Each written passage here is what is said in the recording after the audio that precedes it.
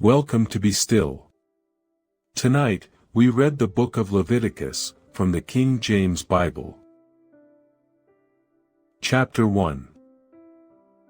And the Lord called unto Moses, and spake unto him out of the tabernacle of the congregation, saying, Speak unto the children of Israel, and say unto them, If any man of you bring an offering unto the Lord, ye shall bring your offering of the cattle, even of the herd, and of the flock. If his offering be a burnt sacrifice of the herd, let him offer a male without blemish. He shall offer it of his own voluntary will at the door of the tabernacle of the congregation before the Lord. And he shall put his hand upon the head of the burnt offering, and it shall be accepted for him to make atonement for him. And he shall kill the bullock before the Lord, and the priests, Aaron's sons, shall bring the blood, and sprinkle the blood round about upon the altar that is by the door of the tabernacle of the congregation. And he shall flay the burnt offering, and cut it into his pieces. And the sons of Aaron the priest shall put fire upon the altar, and lay the wood in order upon the fire. And the priests, Aaron's sons, shall lay the parts, the head, and the fat, in order upon the wood that is on the fire which is upon the altar. But his inwards and his legs shall he wash in water, and the priest shall burn all on the altar, to be a burnt sacrifice, an offering made by fire, of a sweet savour unto the Lord. And if his offering be of the flocks, namely, of the sheep, or of the goats, for a burnt sacrifice, he shall bring it a male without blemish. And he shall kill it on the side of the altar northward before the Lord, and the priests, Aaron's sons, shall sprinkle his blood round about upon the altar. And he shall cut it into his pieces, with his head and his fat, and the priest shall lay them in order on the wood that is on the fire which is upon the altar. But he shall wash the inwards and the legs with water, and the priest shall bring it all, and burn it upon the altar. It is a burnt sacrifice, an offering made by fire, of a sweet savour unto the Lord. And if the burnt sacrifice for his offering to the Lord be of fowls, then he shall bring his offering of turtle doves, or of young pigeons. And the priest shall bring it unto the altar, and wring off his head, and burn it on the altar, and the blood thereof shall be wrung out at the side of the altar. And he shall pluck away his crop with his feathers, and cast it beside the altar on the east part, by the place of the ashes.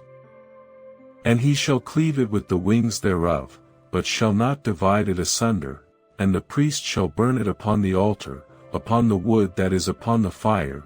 It is a burnt sacrifice, an offering made by fire, of a sweet savour unto the Lord. Chapter 2. And when any will offer a meat offering unto the Lord, his offering shall be of fine flour, and he shall pour oil upon it, and put frankincense thereon.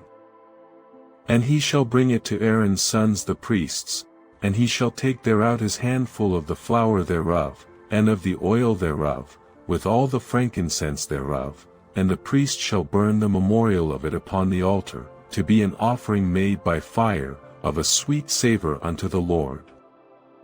And the remnant of the meat offering shall be Aaron's and his sons. It is a thing most holy of the offerings of the Lord made by fire. And if thou bring an oblation of a meat offering baken in the oven, it shall be unleavened cakes of fine flour mingled with oil, or unleavened wafers anointed with oil. And if thy oblation be a meat offering baken in a pan, it shall be of fine flour unleavened, mingled with oil. Thou shalt part it in pieces, and pour oil thereon. It is a meat offering. And if thy oblation be a meat offering baken in the frying pan, it shall be made of fine flour with oil. And thou shalt bring the meat offering that is made of these things unto the Lord, and when it is presented unto the priest, he shall bring it unto the altar. And the priest shall take from the meat offering a memorial thereof, and shall burn it upon the altar. It is an offering made by fire, of a sweet savour unto the Lord. And that which is left of the meat offering shall be Aaron's and his sons'. It is a thing most holy of the offerings of the Lord made by fire. No meat offering, which ye shall bring unto the Lord, shall be made with leaven, for ye shall burn no leaven, nor any honey, in any offering of the Lord made by fire. As for the oblation of the firstfruits, ye shall offer them unto the Lord, but they shall not be burnt on the altar for a sweet savour. And every oblation of thy meat offering shalt thou season with salt, neither shalt thou suffer the salt of the covenant of thy God to be lacking from thy meat offering, with all thine offerings thou shalt offer salt. And if thou offer a meat offering of thy firstfruits unto the Lord, thou shalt offer for the meat offering of thy firstfruits green ears of corn dried by the fire, even corn beaten out of full ears. And thou shalt put oil upon it, and lay frankincense thereon, it is a meat offering. And the priest shall burn the memorial of it, part of the beaten corn thereof, and part of the oil thereof, with all the frankincense thereof. It is an offering made by fire unto the Lord. Chapter 3. And if his oblation be a sacrifice of peace offering, if he offer it of the herd, whether it be a male or female, he shall offer it without blemish before the Lord. And he shall lay his hand upon the head of his offering, and kill it at the door of the tabernacle of the congregation, and Aaron's sons the priests shall sprinkle the blood upon the altar round about. And he shall offer of the sacrifice of the peace offering an offering made by fire unto the Lord, the fat that covereth the inwards, and all the fat that is upon the inwards.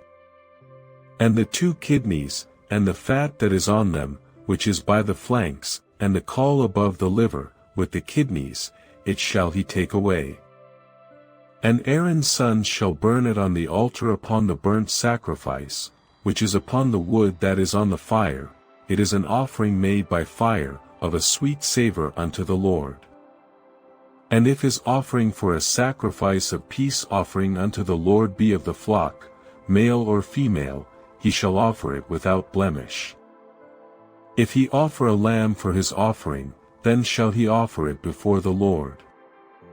And he shall lay his hand upon the head of his offering, and kill it before the tabernacle of the congregation, and Aaron's sons shall sprinkle the blood thereof round about upon the altar.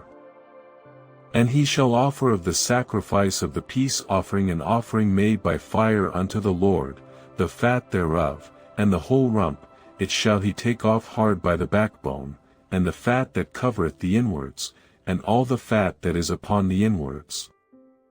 And the 2 kidneys, and the fat that is upon them, which is by the flanks, and the caul above the liver, with the kidneys, it shall he take away. And the priest shall burn it upon the altar, it is the food of the offering made by fire unto the Lord.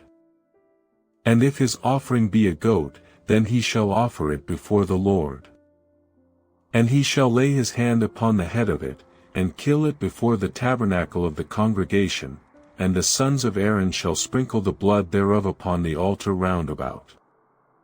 And he shall offer thereof his offering, even an offering made by fire unto the Lord, the fat that covereth the inwards, and all the fat that is upon the inwards. And the 2 kidneys, and the fat that is upon them, which is by the flanks, and the caul above the liver, with the kidneys, it shall he take away. And the priest shall burn them upon the altar, it is the food of the offering made by fire for a sweet savour, all the fat is the Lord's. It shall be a perpetual statute for your generations throughout all your dwellings, that ye eat neither fat nor blood. Chapter 4. And the Lord spake unto Moses, saying, Speak unto the children of Israel, saying, If a soul shall sin through ignorance against any of the commandments of the Lord concerning things which ought not to be done, and shall do against any of them. If the priest that is anointed do sin according to the sin of the people, then let him bring for his sin, which he hath sinned, a young bullock without blemish unto the Lord for a sin offering. And he shall bring the bullock unto the door of the tabernacle of the congregation before the Lord, and shall lay his hand upon the bullock's head, and kill the bullock before the Lord. And the priest that is anointed shall take of the bullock's blood, and bring it to the tabernacle of the congregation. And the priest shall dip his finger in the blood, and sprinkle of the blood 7 times before the Lord, before the veil of the sanctuary.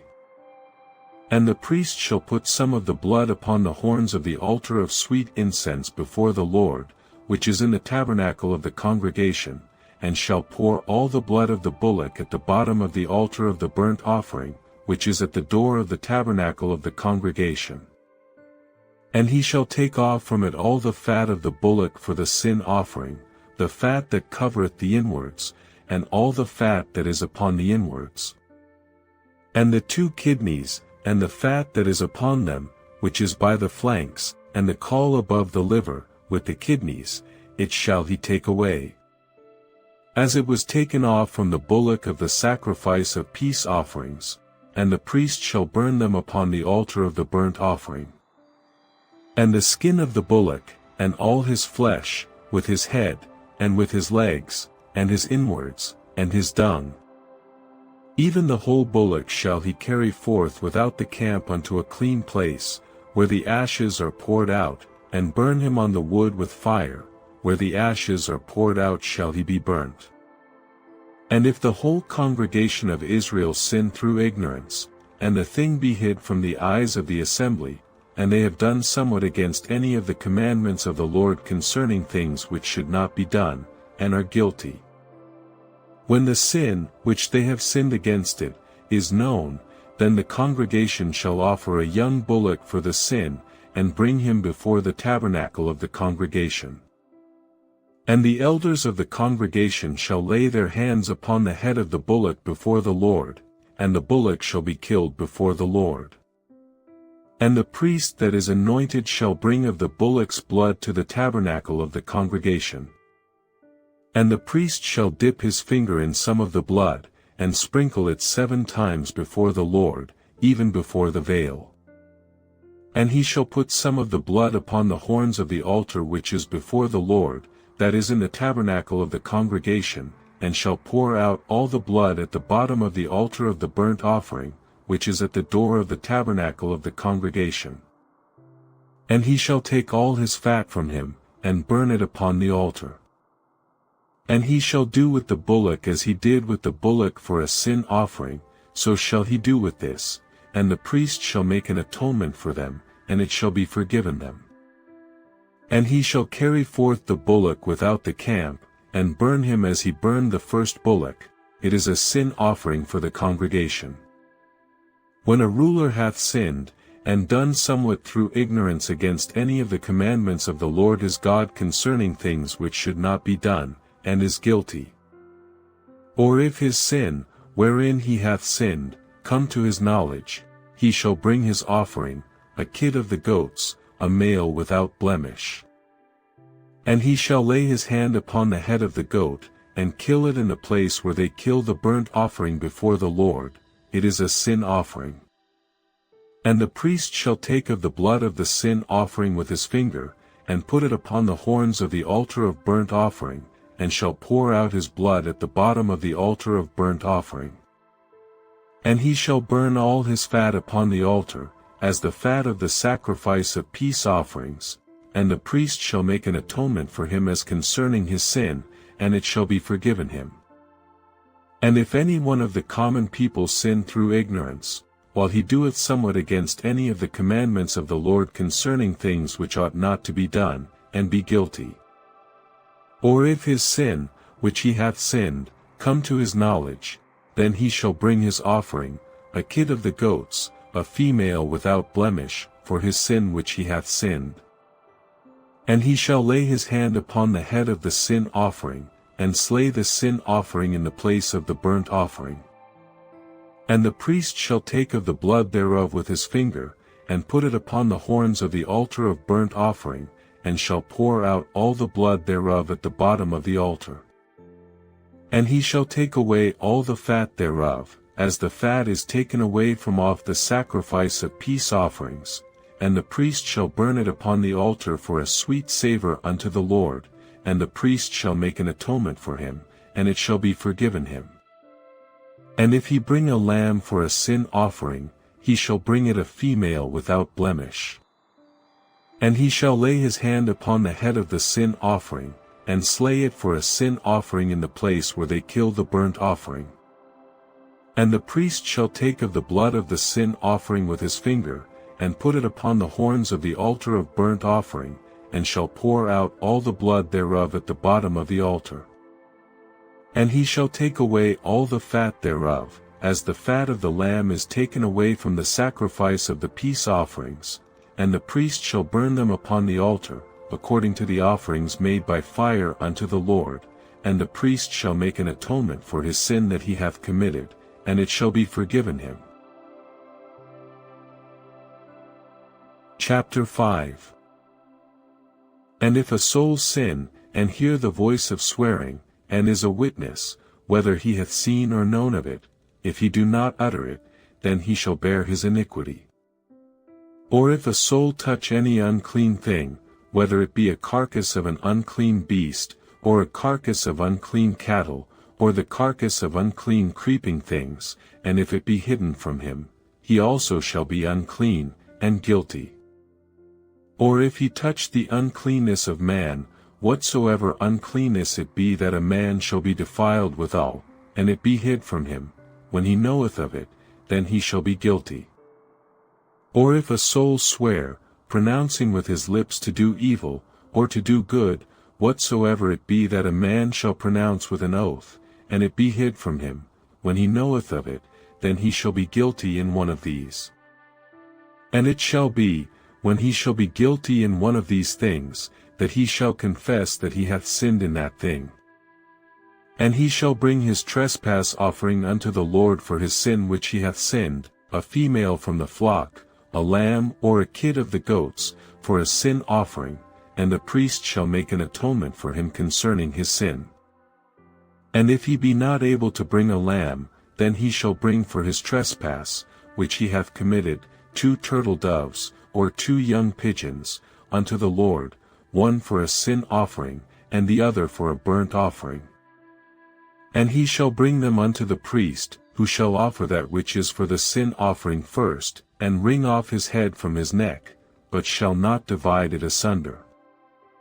And he shall sprinkle of the blood of the sin offering upon the side of the altar, and the rest of the blood shall be wrung out at the bottom of the altar, it is a sin offering. And he shall offer the second for a burnt offering, according to the manner, and the priest shall make an atonement for him for his sin which he hath sinned, and it shall be forgiven him. But if he be not able to bring 2 turtle doves, or 2 young pigeons, then he that sinned shall bring for his offering the 10th part of an ephah of fine flour for a sin offering, he shall put no oil upon it, neither shall he put any frankincense thereon, for it is a sin offering.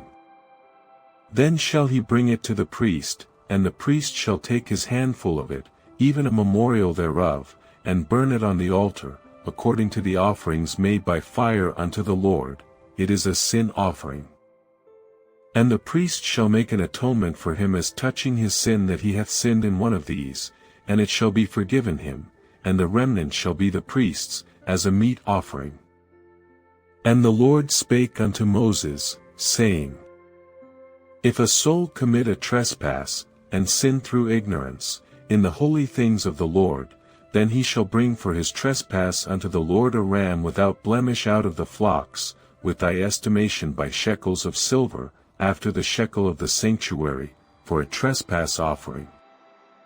And he shall make amends for the harm that he hath done in the holy thing, and shall add the 5th part thereto, and give it unto the priest, and the priest shall make an atonement for him with the ram of the trespass offering, and it shall be forgiven him. And if a soul sin, and commit any of these things which are forbidden to be done by the commandments of the Lord, though he wist it not, yet is he guilty, and shall bear his iniquity. And he shall bring a ram without blemish out of the flock, with thy estimation, for a trespass offering, unto the priest, and the priest shall make an atonement for him concerning his ignorance wherein he erred and wist it not, and it shall be forgiven him. It is a trespass offering, he hath certainly trespassed against the Lord.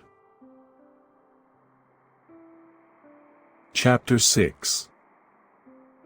And the Lord spake unto Moses, saying, If a soul sin, and commit a trespass against the Lord, and lie unto his neighbor in that which was delivered him to keep, or in fellowship, or in a thing taken away by violence, or hath deceived his neighbor, or have found that which was lost, and lieth concerning it, and sweareth falsely, in any of all these that a man doeth, sinning therein. Then it shall be, because he hath sinned, and is guilty, that he shall restore that which he took violently away, or the thing which he hath deceitfully gotten, or that which was delivered him to keep, or the lost thing which he found. Or all that about which he hath sworn falsely, he shall even restore it in the principal, and shall add the 5th part more thereto, and give it unto him to whom it appertaineth, in the day of his trespass offering. And he shall bring his trespass offering unto the Lord, a ram without blemish out of the flock, with thy estimation, for a trespass offering, unto the priest. And the priest shall make an atonement for him before the Lord, and it shall be forgiven him for any thing of all that he hath done in trespassing therein. And the Lord spake unto Moses, saying, Command Aaron and his sons, saying, This is the law of the burnt offering, it is the burnt offering, because of the burning upon the altar all night unto the morning, and the fire of the altar shall be burning in it. And the priest shall put on his linen garment, and his linen breeches shall he put upon his flesh, and take up the ashes which the fire hath consumed with the burnt offering on the altar, and he shall put them beside the altar. And he shall put off his garments, and put on other garments, and carry forth the ashes without the camp unto a clean place. And the fire upon the altar shall be burning in it, it shall not be put out, and the priest shall burn wood on it every morning, and lay the burnt offering in order upon it, and he shall burn thereon the fat of the peace offerings. The fire shall ever be burning upon the altar, it shall never go out. And this is the law of the meat offering, the sons of Aaron shall offer it before the Lord, before the altar. And he shall take of it his handful, of the flour of the meat offering, and of the oil thereof, and all the frankincense which is upon the meat offering, and shall burn it upon the altar for a sweet savour, even the memorial of it, unto the Lord. And the remainder thereof shall Aaron and his sons eat, with unleavened bread shall it be eaten in the holy place, in the court of the tabernacle of the congregation they shall eat it. It shall not be baken with leaven. I have given it unto them for their portion of my offerings made by fire, it is most holy, as is the sin offering, and as the trespass offering. All the males among the children of Aaron shall eat of it. It shall be a statute forever in your generations concerning the offerings of the Lord made by fire, every one that toucheth them shall be holy. And the Lord spake unto Moses, saying, This is the offering of Aaron and of his sons, which they shall offer unto the Lord in the day when he is anointed, the 10th part of an ephah of fine flour for a meat offering perpetual, half of it in the morning, and half thereof at night. In a pan it shall be made with oil, and when it is baken, thou shalt bring it in, and the baken pieces of the meat offering shalt thou offer for a sweet savour unto the Lord. And the priest of his sons that is anointed in his stead shall offer it, it is a statute forever unto the Lord, it shall be wholly burnt. For every meat offering for the priest shall be wholly burnt, it shall not be eaten. And the Lord spake unto Moses, saying, Speak unto Aaron and to his sons, saying, This is the law of the sin offering, in the place where the burnt offering is killed shall the sin offering be killed before the Lord, it is most holy. The priest that offereth it for sin shall eat it, in the holy place shall it be eaten, in the court of the tabernacle of the congregation. Whatsoever shall touch the flesh thereof shall be holy, and when there is sprinkled of the blood thereof upon any garment, thou shalt wash that whereon it was sprinkled in the holy place. But the earthen vessel wherein it is sodden shall be broken, and if it be sodden in a brasen pot, it shall be both scoured, and rinsed in water. All the males among the priests shall eat thereof, it is most holy. And no sin offering, whereof any of the blood is brought into the tabernacle of the congregation to reconcile withal in the holy place, shall be eaten, it shall be burnt in the fire. Chapter 7. Likewise this is the law of the trespass offering, it is most holy. In the place where they kill the burnt offering shall they kill the trespass offering, and the blood thereof shall he sprinkle round about upon the altar. And he shall offer of it all the fat thereof, the rump, and the fat that covereth the inwards. And the 2 kidneys, and the fat that is on them, which is by the flanks, and the caul that is above the liver, with the kidneys, it shall he take away. And the priest shall burn them upon the altar for an offering made by fire unto the Lord, it is a trespass offering. Every male among the priests shall eat thereof, it shall be eaten in the holy place, it is most holy. As the sin offering is, so is the trespass offering, there is one law for them, the priest that mocketh atonement therewith shall have it. And the priest that offereth any man's burnt offering, even the priest shall have to himself the skin of the burnt offering which he hath offered.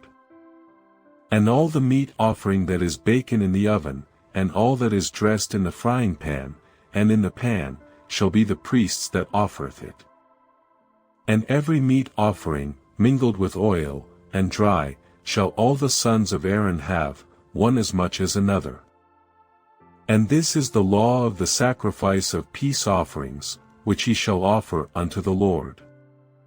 If he offer it for a thanksgiving, then he shall offer with the sacrifice of thanksgiving unleavened cakes mingled with oil, and unleavened wafers anointed with oil, and cakes mingled with oil, of fine flour, fried. Besides the cakes, he shall offer for his offering leavened bread with the sacrifice of thanksgiving of his peace offerings. And of it he shall offer one out of the whole oblation for an heave offering unto the Lord, and it shall be the priest's that sprinkleth the blood of the peace offerings. And the flesh of the sacrifice of his peace offerings for thanksgiving shall be eaten the same day that it is offered, he shall not leave any of it until the morning. But if the sacrifice of his offering be a vow, or a voluntary offering, it shall be eaten the same day that he offereth his sacrifice, and on the morrow also the remainder of it shall be eaten.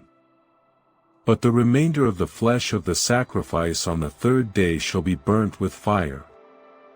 And if any of the flesh of the sacrifice of his peace offerings be eaten at all on the 3rd day, it shall not be accepted, neither shall it be imputed unto him that offereth it, it shall be an abomination, and the soul that eateth of it shall bear his iniquity. And the flesh that toucheth any unclean thing shall not be eaten, it shall be burnt with fire, and as for the flesh, all that be clean shall eat thereof. But the soul that eateth of the flesh of the sacrifice of peace offerings, that pertain unto the Lord, having his uncleanness upon him, even that soul shall be cut off from his people. Moreover the soul that shall touch any unclean thing, as the uncleanness of man, or any unclean beast, or any abominable unclean thing, and eat of the flesh of the sacrifice of peace offerings, which pertain unto the Lord, even that soul shall be cut off from his people.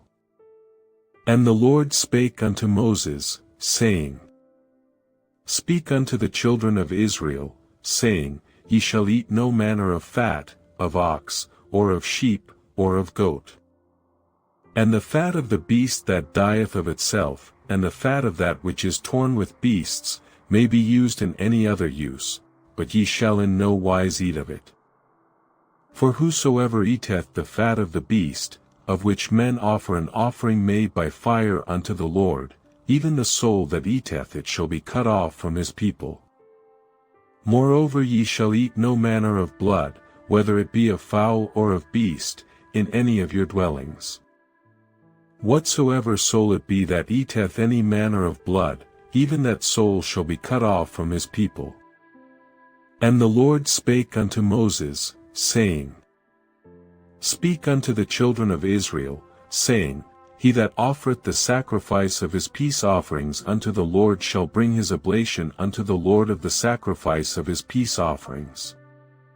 His own hands shall bring the offerings of the Lord made by fire, the fat with the breast, it shall he bring, that the breast may be waved for a wave offering before the Lord.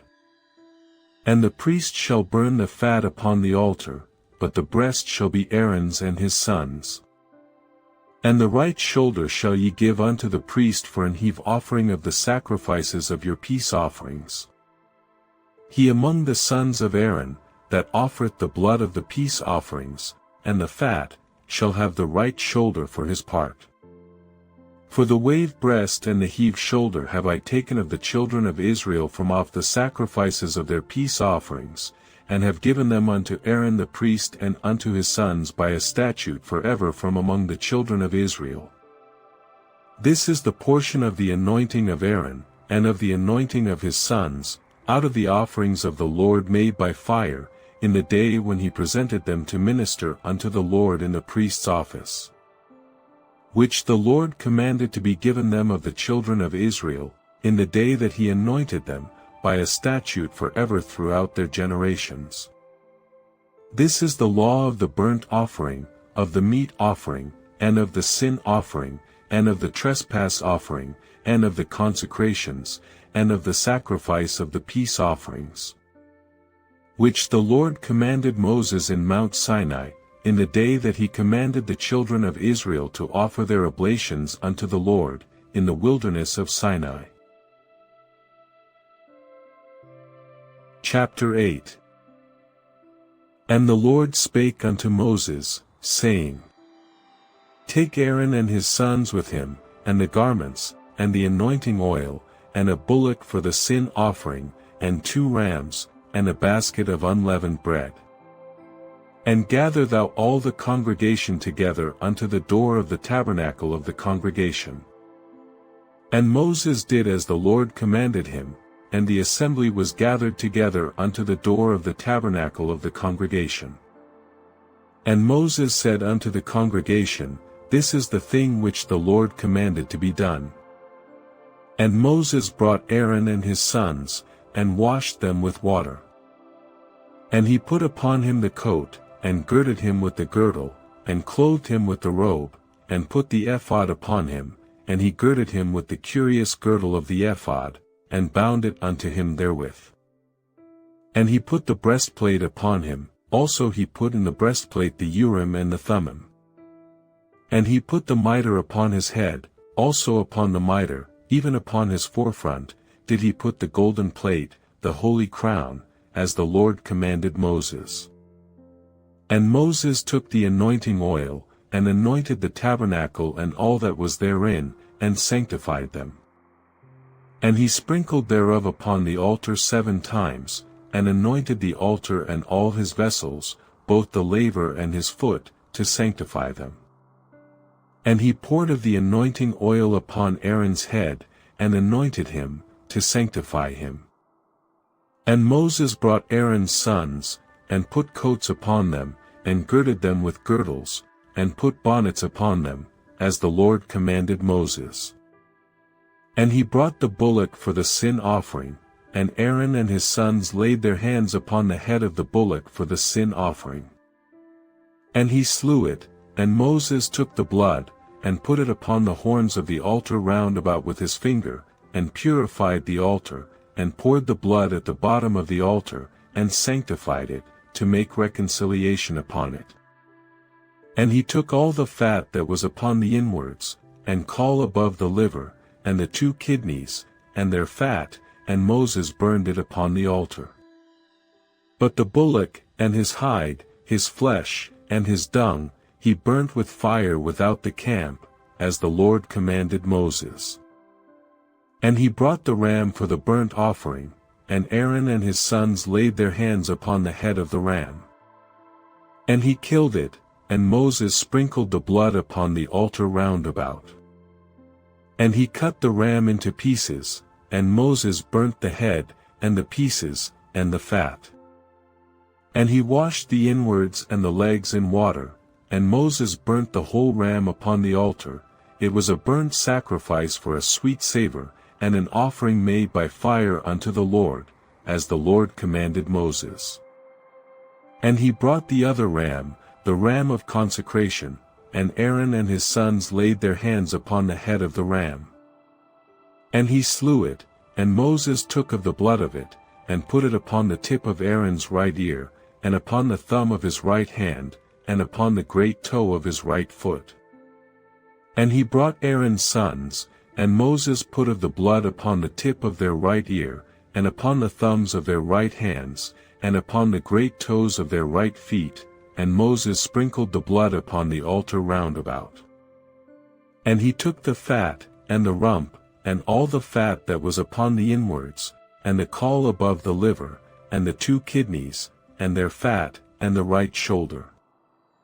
And out of the basket of unleavened bread, that was before the Lord, he took 1 unleavened cake, and a cake of oiled bread, and 1 wafer, and put them on the fat, and upon the right shoulder.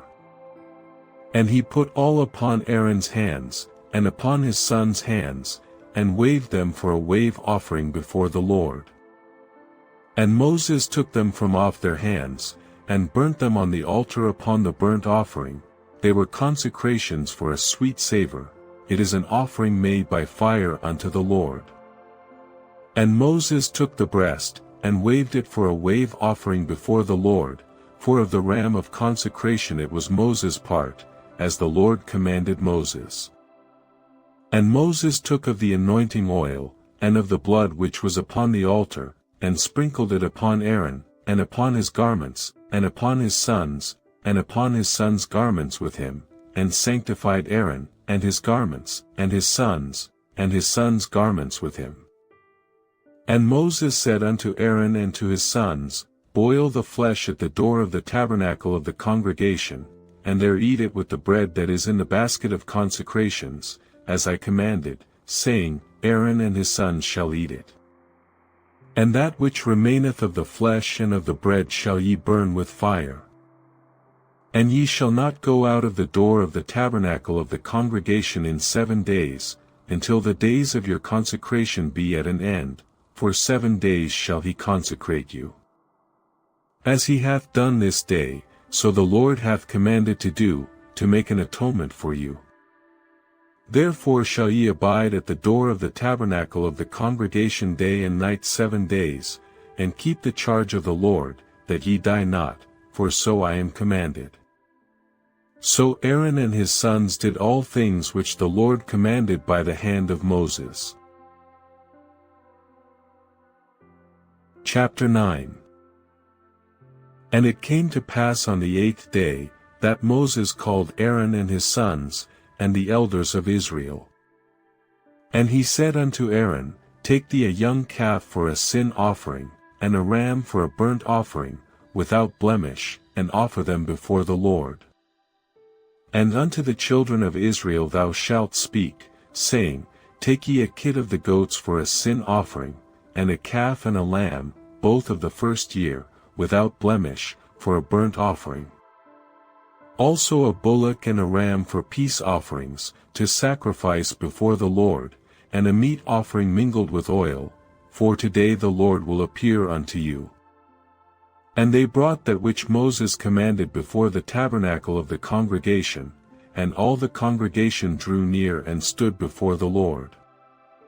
And Moses said, This is the thing which the Lord commanded that ye should do, and the glory of the Lord shall appear unto you. And Moses said unto Aaron, Go unto the altar, and offer thy sin offering, and thy burnt offering, and make an atonement for thyself, and for the people, and offer the offering of the people, and make an atonement for them, as the Lord commanded. Aaron therefore went unto the altar, and slew the calf of the sin offering, which was for himself. And the sons of Aaron brought the blood unto him, and he dipped his finger in the blood, and put it upon the horns of the altar, and poured out the blood at the bottom of the altar. But the fat, and the kidneys, and the caul above the liver of the sin offering, he burnt upon the altar, as the Lord commanded Moses. And the flesh and the hide he burnt with fire without the camp. And he slew the burnt offering, and Aaron's sons presented unto him the blood, which he sprinkled round about upon the altar. And they presented the burnt offering unto him, with the pieces thereof, and the head, and he burnt them upon the altar. And he did wash the inwards and the legs, and burnt them upon the burnt offering on the altar. And he brought the people's offering, and took the goat, which was the sin offering for the people, and slew it, and offered it for sin, as the first. And he brought the burnt offering, and offered it according to the manner. And he brought the meat offering, and took an handful thereof, and burnt it upon the altar, beside the burnt sacrifice of the morning.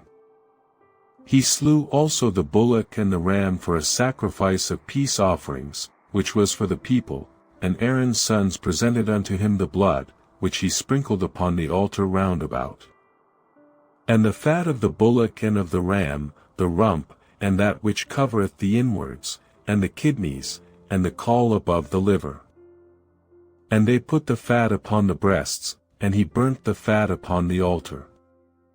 And the breasts and the right shoulder Aaron waved for a wave offering before the Lord, as Moses commanded. And Aaron lifted up his hand toward the people, and blessed them, and came down from offering of the sin offering, and the burnt offering, and peace offerings. And Moses and Aaron went into the tabernacle of the congregation, and came out, and blessed the people, and the glory of the Lord appeared unto all the people.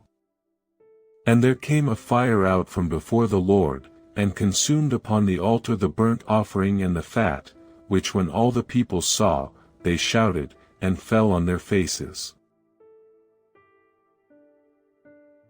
Chapter 10. And Nadab and Abihu, the sons of Aaron, took either of them his censer, and put fire therein, and put incense thereon, and offered strange fire before the Lord, which he commanded them not. And there went out fire from the Lord, and devoured them, and they died before the Lord. Then Moses said unto Aaron, This is it that the Lord spake, saying, I will be sanctified in them that come nigh me, and before all the people I will be glorified. And Aaron held his peace. And Moses called Mishael and Elzaphan, the sons of Uzziel the uncle of Aaron, and said unto them, Come near, carry your brethren from before the sanctuary out of the camp. So they went near, and carried them in their coats out of the camp, as Moses had said. And Moses said unto Aaron, and unto Eleazar and unto Ithamar, his sons, Uncover not your heads, neither rend your clothes, lest ye die, and lest wrath come upon all the people, but let your brethren, the whole house of Israel, bewail the burning which the Lord hath kindled. And ye shall not go out from the door of the tabernacle of the congregation, lest ye die, for the anointing oil of the Lord is upon you. And they did according to the word of Moses. And the Lord spake unto Aaron, saying, Do not drink wine nor strong drink, thou, nor thy sons with thee, when ye go into the tabernacle of the congregation, lest ye die. It shall be a statute forever throughout your generations. And that ye may put difference between holy and unholy, and between unclean and clean. And that ye may teach the children of Israel all the statutes which the Lord hath spoken unto them by the hand of Moses. And Moses spake unto Aaron, and unto Eleazar and unto Ithamar, his sons that were left, Take the meat offering that remaineth of the offerings of the Lord made by fire, and eat it without leaven beside the altar, for it is most holy.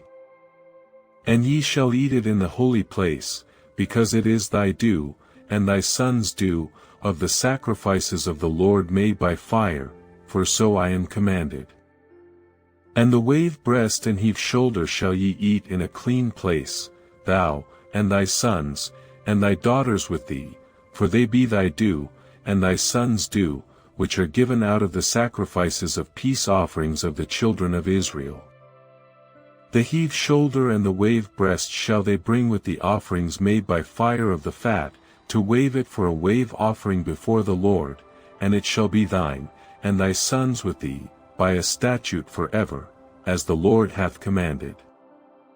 And Moses diligently sought the goat of the sin offering, and, behold, it was burnt, and he was angry with Eleazar and Ithamar, the sons of Aaron which were left alive, saying, Wherefore have ye not eaten the sin offering in the holy place, seeing it is most holy, and God hath given it you to bear the iniquity of the congregation, to make atonement for them before the Lord?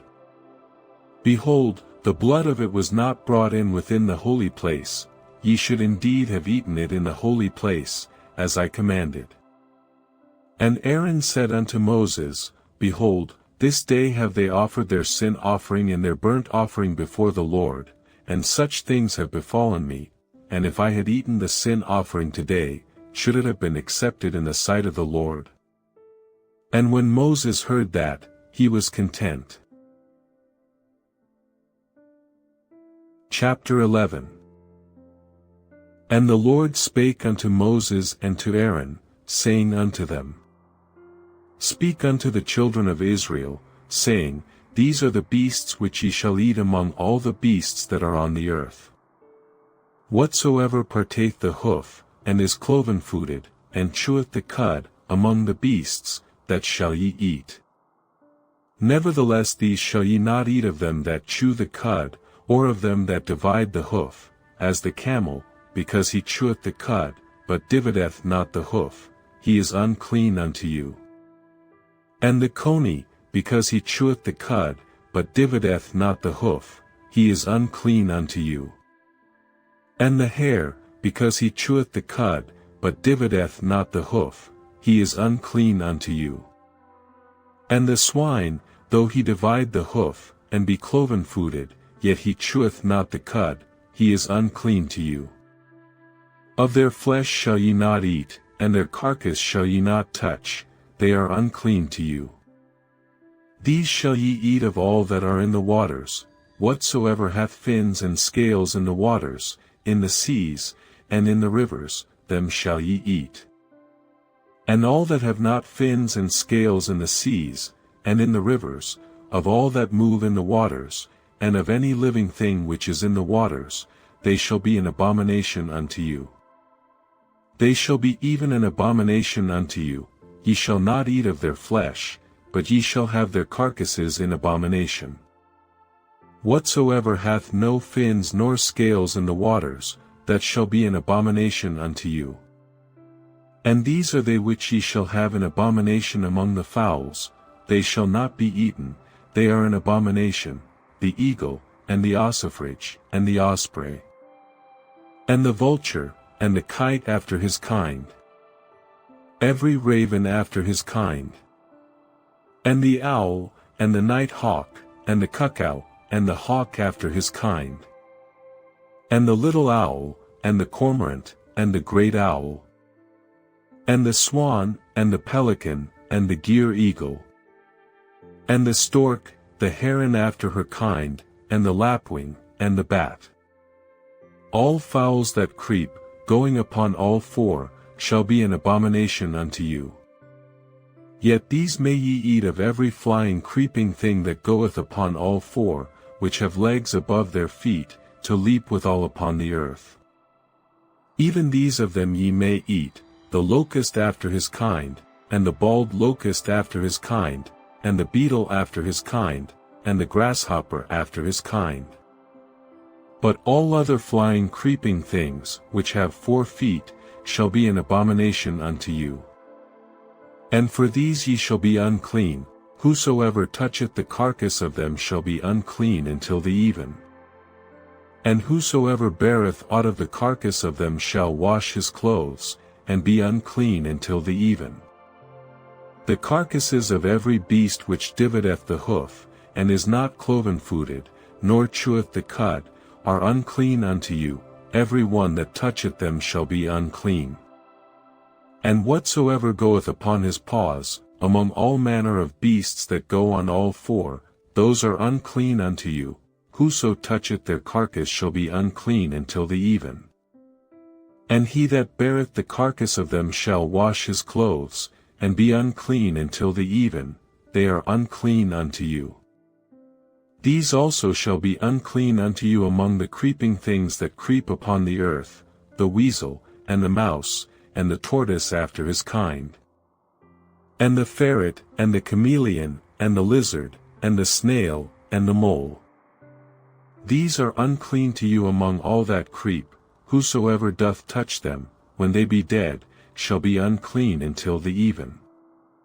And upon whatsoever any of them, when they are dead, doth fall, it shall be unclean, whether it be any vessel of wood, or raiment, or skin, or sack, whatsoever vessel it be, wherein any work is done, it must be put into water, and it shall be unclean until the even, so it shall be cleansed. And every earthen vessel, whereinto any of them falleth, whatsoever is in it shall be unclean, and ye shall break it.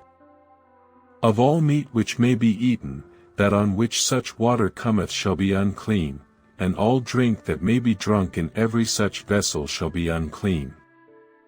And everything whereupon any part of their carcass falleth shall be unclean, whether it be oven, or ranges for pots, they shall be broken down, for they are unclean, and shall be unclean unto you.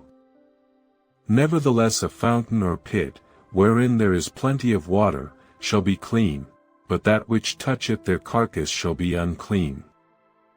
And if any part of their carcass fall upon any sowing seed which is to be sown, it shall be clean. But if any water be put upon the seed, and any part of their carcass fall thereon, it shall be unclean unto you. And if any beast, of which ye may eat, die, he that toucheth the carcass thereof shall be unclean until the even. And he that eateth of the carcass of it shall wash his clothes, and be unclean until the even, he also that beareth the carcass of it shall wash his clothes, and be unclean until the even. And every creeping thing that creepeth upon the earth shall be an abomination, it shall not be eaten. Whatsoever goeth upon the belly, and whatsoever goeth upon all four, or whatsoever hath more feet among all creeping things that creep upon the earth, them ye shall not eat, for they are an abomination. Ye shall not make yourselves abominable with any creeping thing that creepeth, neither shall ye make yourselves unclean with them, that ye should be defiled thereby. For I am the Lord your God, ye shall therefore sanctify yourselves, and ye shall be holy, for I am holy, neither shall ye defile yourselves with any manner of creeping thing that creepeth upon the earth. For I am the Lord that bringeth you up out of the land of Egypt, to be your God, ye shall therefore be holy, for I am holy. This is the law of the beasts, and of the fowl, and of every living creature that moveth in the waters, and of every creature that creepeth upon the earth. To make a difference between the unclean and the clean, and between the beast that may be eaten and the beast that may not be eaten. Chapter 12. And the Lord spake unto Moses, saying, Speak unto the children of Israel, saying, If a woman have conceived seed, and born a man-child, then she shall be unclean 7 days, according to the days of the separation for her infirmity shall she be unclean. And in the 8th day the flesh of his foreskin shall be circumcised. And she shall then continue in the blood of her purifying 33 days, she shall touch no hallowed thing, nor come into the sanctuary, until the days of her purifying be fulfilled. But if she bear a maid child, then she shall be unclean 2 weeks, as in her separation, and she shall continue in the blood of her purifying 66 days. And when the days of her purifying are fulfilled, for a son, or for a daughter, she shall bring a lamb of the first year for a burnt offering, and a young pigeon, or a turtle-dove, for a sin offering, unto the door of the tabernacle of the congregation, unto the priest. Who shall offer it before the Lord, and make an atonement for her, and she shall be cleansed from the issue of her blood. This is the law for her that hath borne a male or a female. And if she be not able to bring a lamb, then she shall bring 2 turtles, or 2 young pigeons, the one for the burnt offering, and the other for a sin offering, and the priest shall make an atonement for her, and she shall be clean. Chapter 13. And the Lord spake unto Moses and Aaron, saying, When a man shall have in the skin of his flesh a rising, a scab, or a bright spot, and it be in the skin of his flesh like the plague of leprosy, then he shall be brought unto Aaron the priest, or unto one of his sons the priests. And the priest shall look on the plague in the skin of the flesh, and when the hair in the plague is turned white, and the plague in sight be deeper than the skin of his flesh, it is a plague of leprosy, and the priest shall look on him, and pronounce him unclean. If the bright spot be white in the skin of his flesh, and in sight be not deeper than the skin, and the hair thereof be not turned white, then the priest shall shut up him that hath the plague 7 days. And the priest shall look on him the 7th day, and, behold, if the plague in his sight be at a stay, and the plague spread not in the skin, then the priest shall shut him up 7 days more. And the priest shall look on him again the 7th day, and, behold, if the plague be somewhat dark, and the plague spread not in the skin, the priest shall pronounce him clean, it is but a scab, and he shall wash his clothes, and be clean. But if the scab spread much abroad in the skin, after that he hath been seen of the priest for his cleansing, he shall be seen of the priest again. And if the priest see that, behold, the scab spreadeth in the skin, then the priest shall pronounce him unclean, it is a leprosy.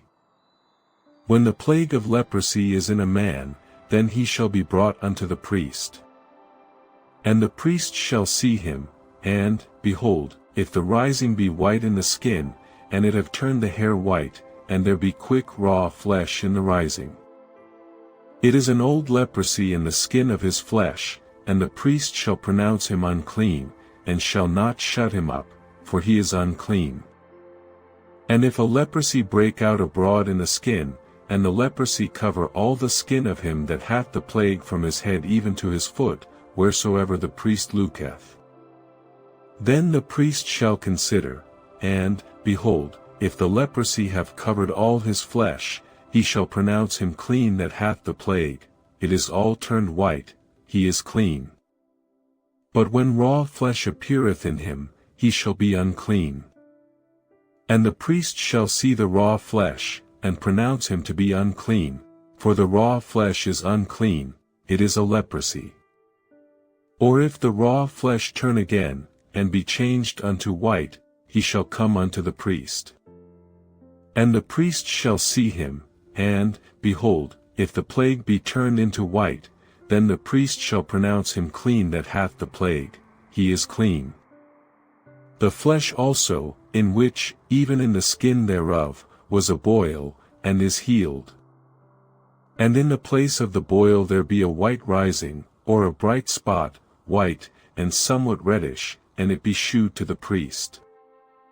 And if, when the priest seeth it, behold, it be in sight lower than the skin, and the hair thereof be turned white, the priest shall pronounce him unclean, it is a plague of leprosy broken out of the boil.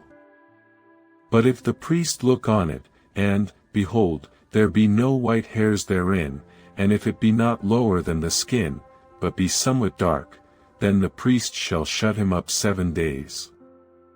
And if it spread much abroad in the skin, then the priest shall pronounce him unclean, it is a plague. But if the bright spot stay in his place, and spread not, it is a burning boil, and the priest shall pronounce him clean. Or if there be any flesh, in the skin whereof there is a hot burning, and the quick flesh that burneth have a white bright spot, somewhat reddish, or white. Then the priest shall look upon it, and, behold, if the hair in the bright spot be turned white, and it be in sight deeper than the skin, it is a leprosy broken out of the burning, wherefore the priest shall pronounce him unclean. It is the plague of leprosy. But if the priest look on it, and, behold, there be no white hair in the bright spot, and it be no lower than the other skin, but be somewhat dark, then the priest shall shut him up 7 days.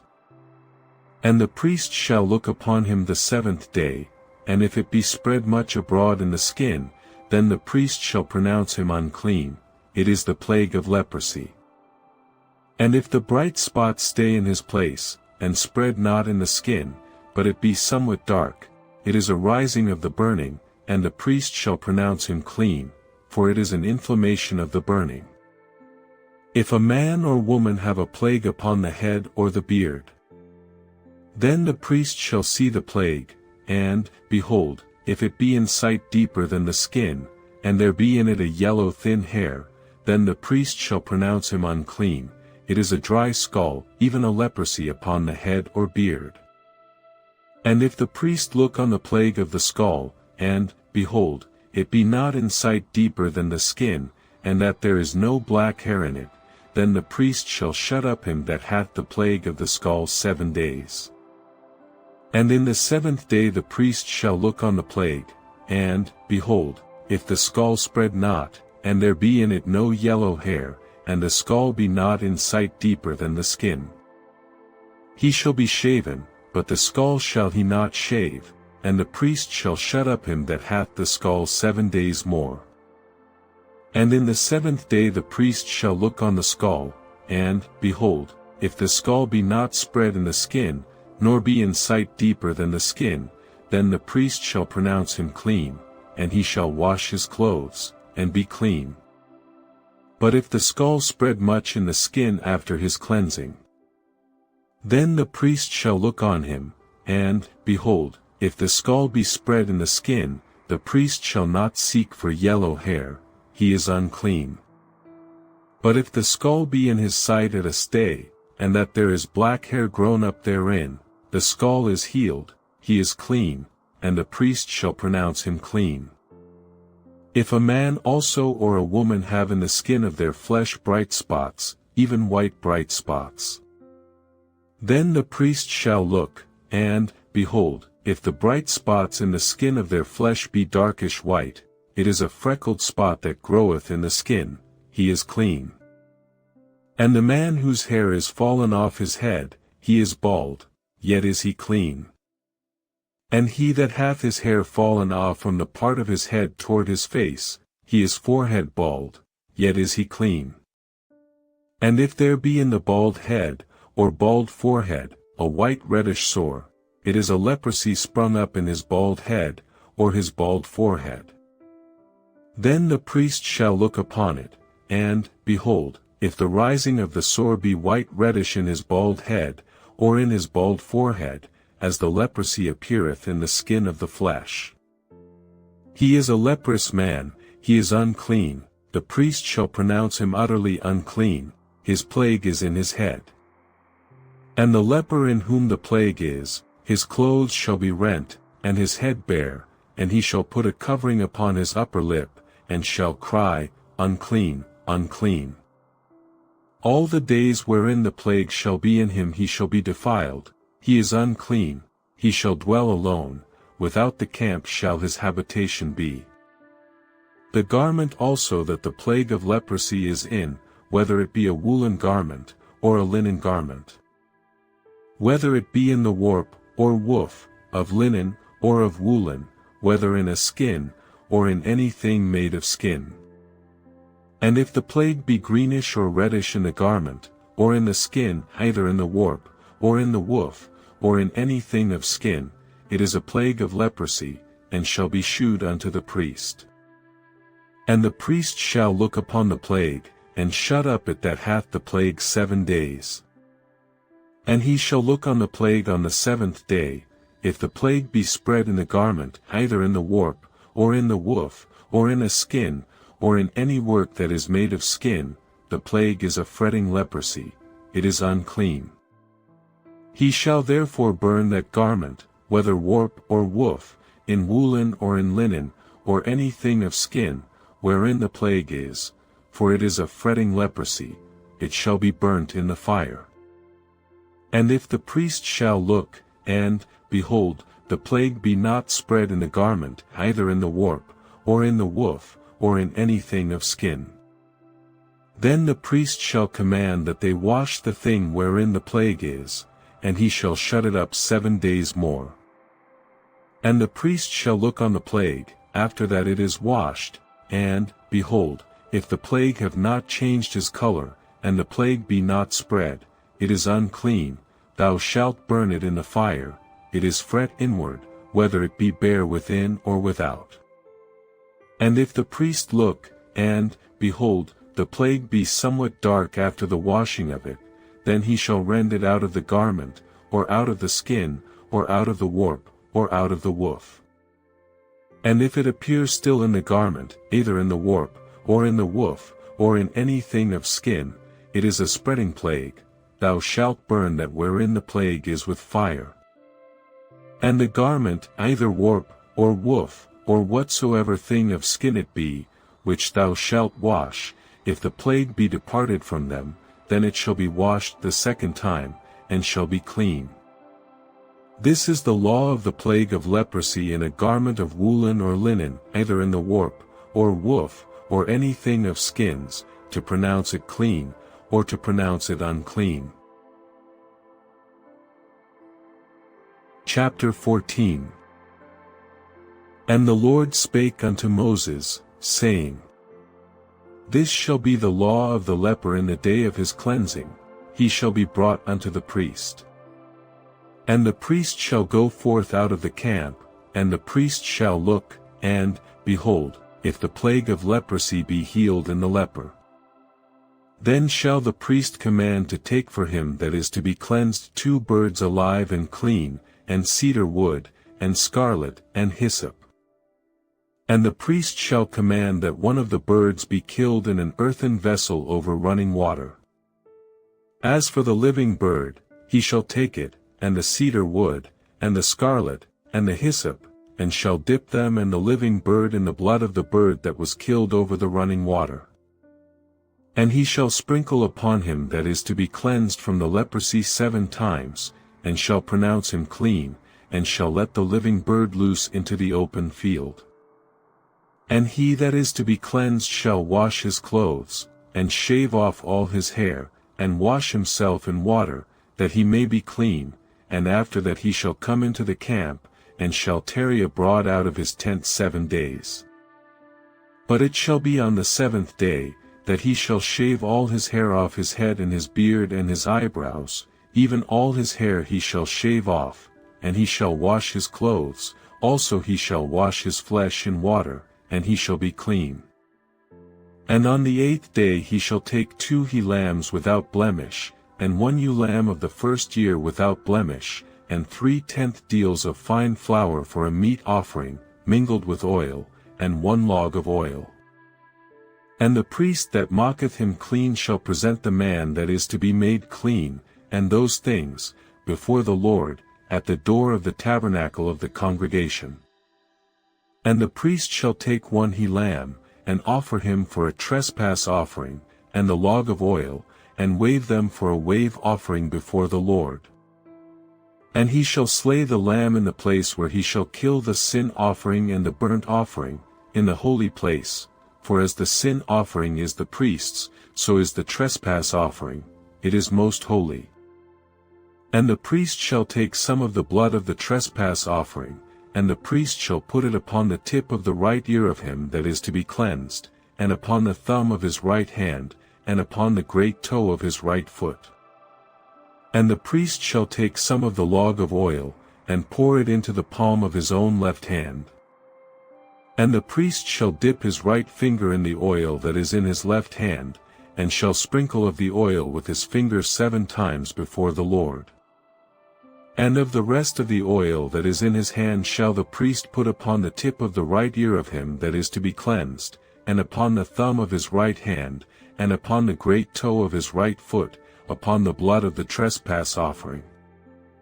And the remnant of the oil that is in the priest's hand he shall pour upon the head of him that is to be cleansed, and the priest shall make an atonement for him before the Lord. And the priest shall offer the sin offering, and make an atonement for him that is to be cleansed from his uncleanness, and afterward he shall kill the burnt offering. And the priest shall offer the burnt offering and the meat offering upon the altar, and the priest shall make an atonement for him, and he shall be clean. And if he be poor, and cannot get so much, then he shall take one lamb for a trespass offering to be waved, to make an atonement for him, and 1/10 deal of fine flour mingled with oil for a meat offering, and a log of oil. And 2 turtle doves, or 2 young pigeons, such as he is able to get, and the one shall be a sin offering, and the other a burnt offering. And he shall bring them on the 8th day for his cleansing unto the priest, unto the door of the tabernacle of the congregation, before the Lord. And the priest shall take the lamb of the trespass offering, and the log of oil, and the priest shall wave them for a wave offering before the Lord. And he shall kill the lamb of the trespass offering, and the priest shall take some of the blood of the trespass offering, and put it upon the tip of the right ear of him that is to be cleansed, and upon the thumb of his right hand, and upon the great toe of his right foot. And the priest shall pour of the oil into the palm of his own left hand. And the priest shall sprinkle with his right finger some of the oil that is in his left hand 7 times before the Lord. And the priest shall put of the oil that is in his hand upon the tip of the right ear of him that is to be cleansed, and upon the thumb of his right hand, and upon the great toe of his right foot, upon the place of the blood of the trespass offering. And the rest of the oil that is in the priest's hand he shall put upon the head of him that is to be cleansed, to make an atonement for him before the Lord. And he shall offer the one of the turtle doves, or of the young pigeons, such as he can get. Even such as he is able to get, the one for a sin offering, and the other for a burnt offering, with the meat offering, and the priest shall make an atonement for him that is to be cleansed before the Lord. This is the law of him in whom is the plague of leprosy, whose hand is not able to get that which pertaineth to his cleansing. And the Lord spake unto Moses and unto Aaron, saying, When ye be come into the land of Canaan, which I give to you for a possession, and I put the plague of leprosy in a house of the land of your possession. And he that owneth the house shall come and tell the priest, saying, It seemeth to me there is as it were a plague in the house. Then the priest shall command that they empty the house, before the priest go into it to see the plague, that all that is in the house be not made unclean, and afterward the priest shall go in to see the house. And he shall look on the plague, and, behold, if the plague be in the walls of the house with hollow strakes, greenish or reddish, which in sight are lower than the wall. Then the priest shall go out of the house to the door of the house, and shut up the house 7 days. And the priest shall come again the 7th day, and shall look, and, behold, if the plague be spread in the walls of the house. Then the priest shall command that they take away the stones in which the plague is, and they shall cast them into an unclean place without the city. And he shall cause the house to be scraped within round about, and they shall pour out the dust that they scrape off without the city into an unclean place. And they shall take other stones, and put them in the place of those stones, and he shall take other mortar, and shall place to the house.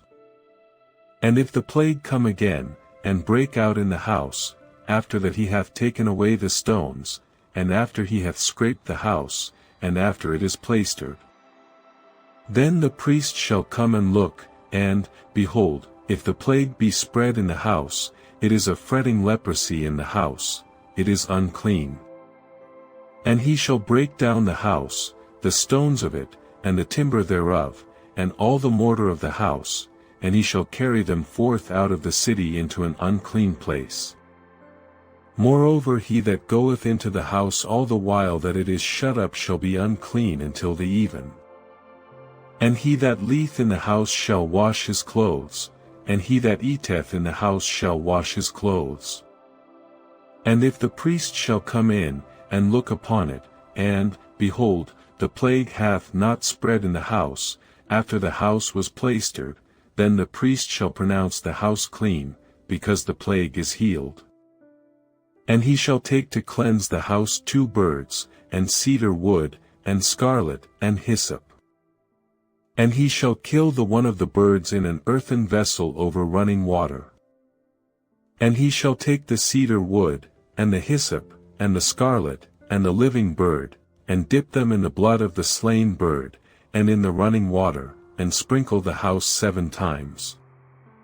And he shall cleanse the house with the blood of the bird, and with the running water, and with the living bird, and with the cedar wood, and with the hyssop, and with the scarlet. But he shall let go the living bird out of the city into the open fields, and make an atonement for the house, and it shall be clean. This is the law for all manner of plague of leprosy, and scall. And for the leprosy of a garment, and of a house. And for a rising, and for a scab, and for a bright spot. To teach when it is unclean, and when it is clean, this is the law of leprosy. Chapter 15. And the Lord spake unto Moses and to Aaron, saying, Speak unto the children of Israel, and say unto them, When any man hath a running issue out of his flesh, because of his issue he is unclean. And this shall be his uncleanness in his issue, whether his flesh run with his issue, or his flesh be stopped from his issue, it is his uncleanness. Every bed, whereon he lieth that hath the issue, is unclean, and every thing, whereon he sitteth, shall be unclean. And whosoever toucheth his bed shall wash his clothes, and bathe himself in water, and be unclean until the even. And he that sitteth on any thing whereon he sat that hath the issue shall wash his clothes, and bathe himself in water, and be unclean until the even. And he that toucheth the flesh of him that hath the issue shall wash his clothes, and bathe himself in water, and be unclean until the even. And if he that hath the issue spit upon him that is clean, then he shall wash his clothes, and bathe himself in water, and be unclean until the even. And what saddle soever he rideth upon that hath the issue shall be unclean. And whosoever toucheth any thing that was under him shall be unclean until the even, and he that beareth any of those things shall wash his clothes, and bathe himself in water, and be unclean until the even. And whomsoever he toucheth that hath the issue, and hath not rinsed his hands in water, he shall wash his clothes, and bathe himself in water, and be unclean until the even. And the vessel of earth, that he toucheth which hath the issue, shall be broken, and every vessel of wood shall be rinsed in water. And when he that hath an issue is cleansed of his issue, then he shall number to himself 7 days for his cleansing, and wash his clothes, and bathe his flesh in running water, and shall be clean. And on the 8th day he shall take to him 2 turtle doves, or 2 young pigeons, and come before the Lord unto the door of the tabernacle of the congregation, and give them unto the priest. And the priest shall offer them, the one for a sin offering, and the other for a burnt offering, and the priest shall make an atonement for him before the Lord for his issue. And if any man's seed of copulation go out from him, then he shall wash all his flesh in water, and be unclean until the even. And every garment, and every skin, whereon is the seed of copulation, shall be washed with water, and be unclean until the even. The woman also with whom man shall lie with seed of copulation, they shall both bathe themselves in water, and be unclean until the even. And if a woman have an issue, and her issue in her flesh be blood, she shall be put apart 7 days, and whosoever toucheth her shall be unclean until the even. And everything that she lieth upon in her separation shall be unclean, everything also that she sitteth upon shall be unclean. And whosoever toucheth her bed shall wash his clothes, and bathe himself in water, and be unclean until the even. And whosoever toucheth anything that she sat upon shall wash his clothes, and bathe himself in water, and be unclean until the even. And if it be on her bed, or on anything whereon she sitteth, when he toucheth it, he shall be unclean until the even. And if any man lie with her at all, and her flowers be upon him, he shall be unclean 7 days, and all the bed whereon he lieth shall be unclean.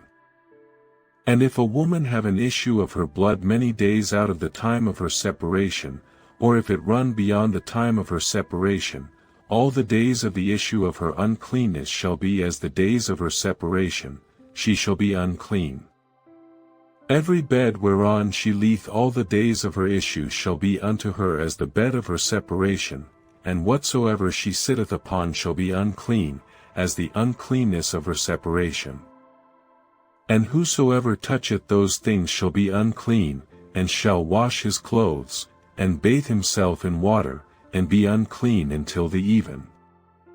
But if she be cleansed of her issue, then she shall number to herself 7 days, and after that she shall be clean. And on the 8th day she shall take unto her 2 turtles, or 2 young pigeons, and bring them unto the priest, to the door of the tabernacle of the congregation. And the priest shall offer the one for a sin offering, and the other for a burnt offering, and the priest shall make an atonement for her before the Lord for the issue of her uncleanness. Thus shall ye separate the children of Israel from their uncleanness, that they die not in their uncleanness, when they defile my tabernacle that is among them. This is the law of him that hath an issue, and of him whose seed goeth from him, and is defiled therewith. And of her that is sick of her flowers, and of him that hath an issue, of the man, and of the woman, and of him that lieth with her that is unclean. Chapter 16. And the Lord spake unto Moses after the death of the 2 sons of Aaron, when they offered before the Lord, and died. And the Lord said unto Moses, Speak unto Aaron thy brother, that he come not at all times into the holy place within the veil before the mercy seat, which is upon the ark, that he die not, for I will appear in the cloud upon the mercy seat. Thus shall Aaron come into the holy place, with a young bullock for a sin offering, and a ram for a burnt offering. He shall put on the holy linen coat, and he shall have the linen breeches upon his flesh, and shall be girded with a linen girdle, and with the linen mitre shall he be attired. These are holy garments, therefore shall he wash his flesh in water, and so put them on. And he shall take of the congregation of the children of Israel 2 kids of the goats for a sin offering, and 1 ram for a burnt offering. And Aaron shall offer his bullock of the sin offering, which is for himself, and make an atonement for himself, and for his house.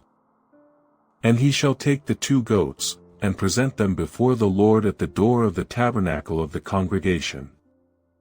And Aaron shall cast lots upon the 2 goats, 1 lot for the Lord, and the other lot for the scapegoat.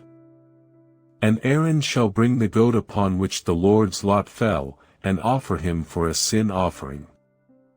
But the goat, on which the lot fell to be the scapegoat, shall be presented alive before the Lord, to make an atonement with him, and to let him go for a scapegoat into the wilderness. And Aaron shall bring the bullock of the sin offering, which is for himself, and shall make an atonement for himself, and for his house, and shall kill the bullock of the sin offering which is for himself. And he shall take a censer full of burning coals of fire from off the altar before the Lord, and his hands full of sweet incense beaten small, and bring it within the veil. And he shall put the incense upon the fire before the Lord, that the cloud of the incense may cover the mercy seat that is upon the testimony, that he die not. And he shall take of the blood of the bullock, and sprinkle it with his finger upon the mercy seat eastward, and before the mercy seat shall he sprinkle of the blood with his finger 7 times. Then shall he kill the goat of the sin offering, that is for the people, and bring his blood within the veil, and do with that blood as he did with the blood of the bullock, and sprinkle it upon the mercy seat, and before the mercy seat. And he shall make an atonement for the holy place, because of the uncleanness of the children of Israel, and because of their transgressions in all their sins, and so shall he do for the tabernacle of the congregation, that remaineth among them in the midst of their uncleanness. And there shall be no man in the tabernacle of the congregation when he goeth in to make an atonement in the holy place, until he come out, and have made an atonement for himself, and for his household, and for all the congregation of Israel. And he shall go out unto the altar that is before the Lord, and make an atonement for it, and shall take of the blood of the bullock, and of the blood of the goat, and put it upon the horns of the altar round about. And he shall sprinkle of the blood upon it with his finger 7 times, and cleanse it, and hallow it from the uncleanness of the children of Israel. And when he hath made an end of reconciling the holy place, and the tabernacle of the congregation, and the altar, he shall bring the live goat. And Aaron shall lay both his hands upon the head of the live goat, and confess over him all the iniquities of the children of Israel, and all their transgressions in all their sins, putting them upon the head of the goat, and shall send him away by the hand of a fit man into the wilderness. And the goat shall bear upon him all their iniquities unto a land not inhabited, and he shall let go the goat in the wilderness. And Aaron shall come into the tabernacle of the congregation, and shall put off the linen garments, which he put on when he went into the holy place, and shall leave them there. And he shall wash his flesh with water in the holy place, and put on his garments, and come forth, and offer his burnt offering, and the burnt offering of the people, and make an atonement for himself, and for the people. And the fat of the sin offering shall he burn upon the altar. And he that let go the goat for the scapegoat shall wash his clothes, and bathe his flesh in water, and afterward come into the camp. And the bullock for the sin offering, and the goat for the sin offering, whose blood was brought in to make atonement in the holy place, shall one carry forth without the camp, and they shall burn in the fire their skins, and their flesh, and their dung. And he that burneth them shall wash his clothes, and bathe his flesh in water, and afterward he shall come into the camp. And this shall be a statute forever unto you, that in the 7th month, on the 10th day of the month, ye shall afflict your souls, and do no work at all, whether it be one of your own country, or a stranger that sojourneth among you. For on that day shall the priest make an atonement for you, to cleanse you, that ye may be clean from all your sins before the Lord. It shall be a Sabbath of rest unto you, and ye shall afflict your souls, by a statute forever. And the priest, whom he shall anoint, and whom he shall consecrate to minister in the priest's office in his father's stead, shall make the atonement, and shall put on the linen clothes, even the holy garments. And he shall make an atonement for the holy sanctuary, and he shall make an atonement for the tabernacle of the congregation, and for the altar, and he shall make an atonement for the priests, and for all the people of the congregation. And this shall be an everlasting statute unto you, to make an atonement for the children of Israel for all their sins once a year. And he did as the Lord commanded Moses. Chapter 17. And the Lord spake unto Moses, saying, Speak unto Aaron, and unto his sons, and unto all the children of Israel, and say unto them, This is the thing which the Lord hath commanded, saying, What man soever there be of the house of Israel, that killeth an ox, or lamb, or goat, in the camp, or that killeth it out of the camp, and bringeth it not unto the door of the tabernacle of the congregation, to offer an offering unto the Lord before the tabernacle of the Lord, blood shall be imputed unto that man, he hath shed blood, and that man shall be cut off from among his people.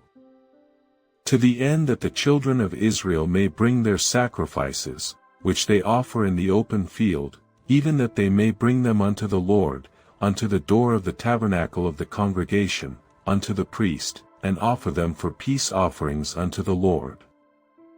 And the priest shall sprinkle the blood upon the altar of the Lord at the door of the tabernacle of the congregation, and burn the fat for a sweet savor unto the Lord. And they shall no more offer their sacrifices unto devils, after whom they have gone a-whoring. This shall be a statute forever unto them throughout their generations. And thou shalt say unto them, Whatsoever man there be of the house of Israel, or of the strangers which sojourn among you, that offereth a burnt offering of sacrifice, and bringeth it not unto the door of the tabernacle of the congregation, to offer it unto the Lord, even that man shall be cut off from among his people.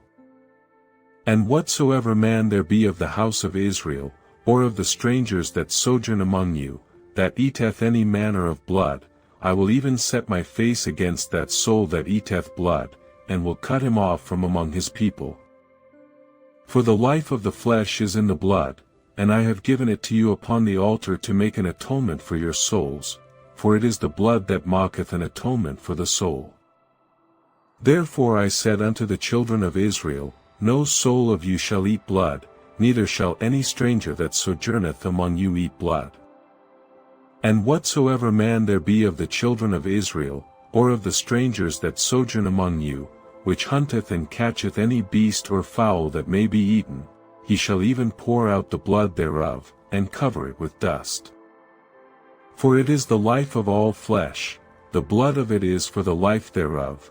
Therefore I said unto the children of Israel, Ye shall eat the blood of no manner of flesh, for the life of all flesh is the blood thereof, whosoever eateth it shall be cut off. And every soul that eateth that which died of itself, or that which was torn with beasts, whether it be one of your own country, or a stranger, he shall both wash his clothes, and bathe himself in water, and be unclean until the even, then shall he be clean. But if he wash them not, nor bathe his flesh, then he shall bear his iniquity. Chapter 18. And the Lord spake unto Moses, saying, Speak unto the children of Israel, and say unto them, I am the Lord your God. After the doings of the land of Egypt, wherein ye dwelt, shall ye not do, and after the doings of the land of Canaan, whither I bring you, shall ye not do, neither shall ye walk in their ordinances. Ye shall do my judgments, and keep mine ordinances, to walk therein, I am the Lord your God. Ye shall therefore keep my statutes, and my judgments, which if a man do, he shall live in them, I am the Lord. None of you shall approach to any that is near of kin to him, to uncover their nakedness, I am the Lord. The nakedness of thy father, or the nakedness of thy mother, shalt thou not uncover, she is thy mother, thou shalt not uncover her nakedness. The nakedness of thy father's wife shalt thou not uncover, it is thy father's nakedness. The nakedness of thy sister, the daughter of thy father, or daughter of thy mother, whether she be born at home, or born abroad, even their nakedness thou shalt not uncover. The nakedness of thy son's daughter, or of thy daughter's daughter, even their nakedness thou shalt not uncover, for theirs is thine own nakedness. The nakedness of thy father's wife's daughter, begotten of thy father, she is thy sister, thou shalt not uncover her nakedness. Thou shalt not uncover the nakedness of thy father's sister, she is thy father's near kinswoman. Thou shalt not uncover the nakedness of thy mother's sister, for she is thy mother's near kinswoman. Thou shalt not uncover the nakedness of thy father's brother, thou shalt not approach to his wife, she is thine aunt. Thou shalt not uncover the nakedness of thy daughter-in-law, she is thy son's wife, thou shalt not uncover her nakedness. Thou shalt not uncover the nakedness of thy brother's wife, it is thy brother's nakedness. Thou shalt not uncover the nakedness of a woman and her daughter, neither shalt thou take her son's daughter, or her daughter's daughter, to uncover her nakedness, for they are her near kinswomen, it is wickedness. Neither shalt thou take a wife to her sister, to vex her, to uncover her nakedness, beside the other in her lifetime. Also thou shalt not approach unto a woman to uncover her nakedness, as long as she is put apart for her uncleanness. Moreover thou shalt not lie carnally with thy neighbor's wife, to defile thyself with her. And thou shalt not let any of thy seed pass through the fire to Molech, neither shalt thou profane the name of thy God, I am the Lord. Thou shalt not lie with mankind, as with womankind, it is abomination. Neither shalt thou lie with any beast to defile thyself therewith, neither shall any woman stand before a beast to lie down thereto, it is confusion. Defile not ye yourselves in any of these things, for in all these the nations are defiled which I cast out before you. And the land is defiled, therefore I do visit the iniquity thereof upon it, and the land itself vomiteth out her inhabitants. Ye shall therefore keep my statutes and my judgments, and shall not commit any of these abominations, neither any of your own nation, nor any stranger that sojourneth among you. For all these abominations have the men of the land done, which were before you, and the land is defiled winky face. That the land spew not you out also, when ye defile it, as it spurred out the nations that were before you. For whosoever shall commit any of these abominations, even the souls that commit them shall be cut off from among their people. Therefore shall ye keep mine ordinance, that ye commit not any one of these abominable customs, which were committed before you, and that ye defile not yourselves therein, I am the Lord your God. Chapter 19. And the Lord spake unto Moses, saying, Speak unto all the congregation of the children of Israel, and say unto them, Ye shall be holy, for I the Lord your God am holy.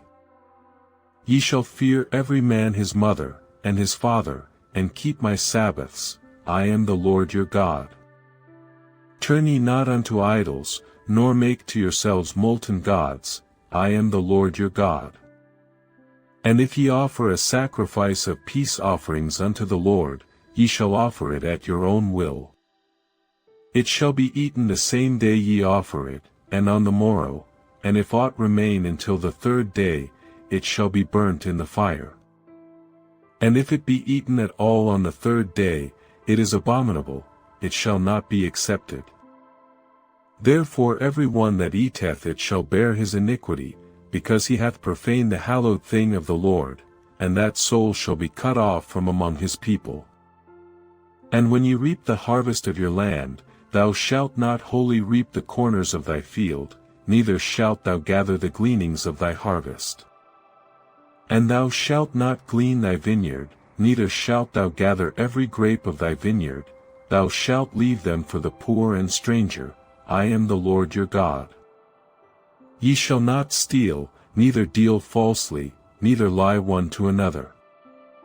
And ye shall not swear by my name falsely, neither shalt thou profane the name of thy God, I am the Lord.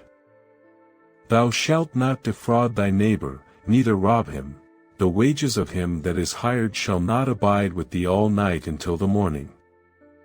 Thou shalt not curse the deaf, nor put a stumbling block before the blind, but shalt fear thy God, I am the Lord.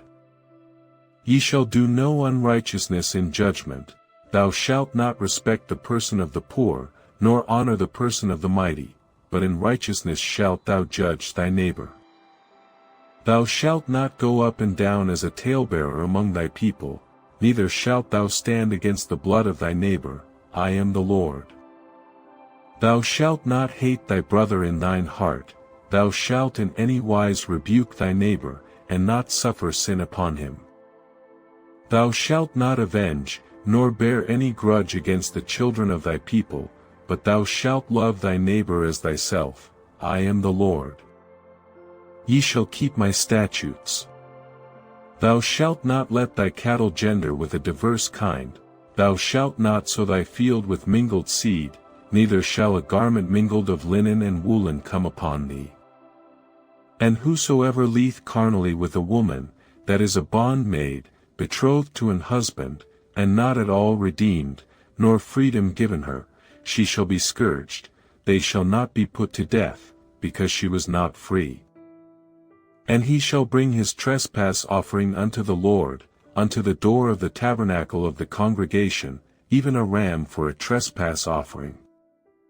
And the priest shall make an atonement for him with the ram of the trespass offering before the Lord for his sin which he hath done, and the sin which he hath done shall be forgiven him. And when ye shall come into the land, and shall have planted all manner of trees for food, then ye shall count the fruit thereof as uncircumcised, 3 years shall it be as uncircumcised unto you, it shall not be eaten of. But in the 4th year all the fruit thereof shall be holy to praise the Lord withal. And in the 5th year shall ye eat of the fruit thereof, that it may yield unto you the increase thereof. I am the Lord your God. Ye shall not eat anything with the blood, neither shall ye use enchantment, nor observe times. Ye shall not round the corners of your heads, neither shalt thou mar the corners of thy beard. Ye shall not make any cuttings in your flesh for the dead, nor print any marks upon you. I am the Lord. Do not prostitute thy daughter, to cause her to be a whore, lest the land fall to whoredom, and the land become full of wickedness. Ye shall keep my Sabbaths, and reverence my sanctuary. I am the Lord. Regard not them that have familiar spirits, neither seek after wizards, to be defiled by them. I am the Lord your God. Thou shalt rise up before the hoary head, and honor the face of the old man, and fear thy God. I am the Lord. And if a stranger sojourn with thee in your land, ye shall not vex him. But the stranger that dwelleth with you shall be unto you as one born among you, and thou shalt love him as thyself, for ye were strangers in the land of Egypt. I am the Lord your God. Ye shall do no unrighteousness in judgment, in meat yard, in weight, or in measure. Just balances, just weights, a just ephah, and a just hin, shall ye have. I am the Lord your God, which brought you out of the land of Egypt. Therefore shall ye observe all my statutes, and all my judgments, and do them. I am the Lord. Chapter 20. And the Lord spake unto Moses, saying, Again, thou shalt say to the children of Israel, whosoever he be of the children of Israel, or of the strangers that sojourn in Israel, that giveth any of his seed unto Molech, he shall surely be put to death. The people of the land shall stone him with stones. And I will set my face against that man, and will cut him off from among his people, because he hath given of his seed unto Molech, to defile my sanctuary, and to profane my holy name. And if the people of the land do any ways hide their eyes from the man, when he giveth of his seed unto Molech, and kill him not, then I will set my face against that man, and against his family, and will cut him off, and all that go a whoring after him, to commit whoredom with Molech, from among their people. And the soul that turneth after such as have familiar spirits, and after wizards, to go a whoring after them, I will even set my face against that soul, and will cut him off from among his people. Sanctify yourselves therefore, and be ye holy, for I am the Lord your God. And ye shall keep my statutes, and do them. I am the Lord which sanctify you. For every one that curseth his father or his mother shall be surely put to death. He hath cursed his father or his mother, his blood shall be upon him. And the man that committeth adultery with another man's wife, even he that committeth adultery with his neighbor's wife, the adulterer and the adulteress shall surely be put to death. And the man that lieth with his father's wife hath uncovered his father's nakedness, both of them shall surely be put to death, their blood shall be upon them. And if a man lie with his daughter-in-law, both of them shall surely be put to death, they have wrought confusion, their blood shall be upon them. If a man also lie with mankind, as he lieth with a woman, both of them have committed an abomination, they shall surely be put to death, their blood shall be upon them. And if a man take a wife and her mother, it is wickedness, they shall be burnt with fire, both he and they, that there be no wickedness among you. And if a man lie with a beast, he shall surely be put to death, and ye shall slay the beast. And if a woman approach unto any beast, and lie down thereto, thou shalt kill the woman, and the beast, they shall surely be put to death, their blood shall be upon them. And if a man shall take his sister, his father's daughter, or his mother's daughter, and see her nakedness, and she see his nakedness, it is a wicked thing, and they shall be cut off in the sight of their people, he hath uncovered his sister's nakedness, he shall bear his iniquity. And if a man shall lie with a woman having her sickness, and shall uncover her nakedness, he hath discovered her fountain, and she hath uncovered the fountain of her blood, and both of them shall be cut off from among their people. And thou shalt not uncover the nakedness of thy mother's sister, nor of thy father's sister, for he uncovereth his near kin, they shall bear their iniquity. And if a man shall lie with his uncle's wife, he hath uncovered his uncle's nakedness, they shall bear their sin, they shall die childless.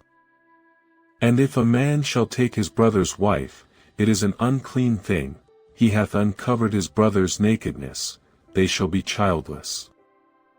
Ye shall therefore keep all my statutes, and all my judgments, and do them, that the land, whither I bring you to dwell therein, spew you not out.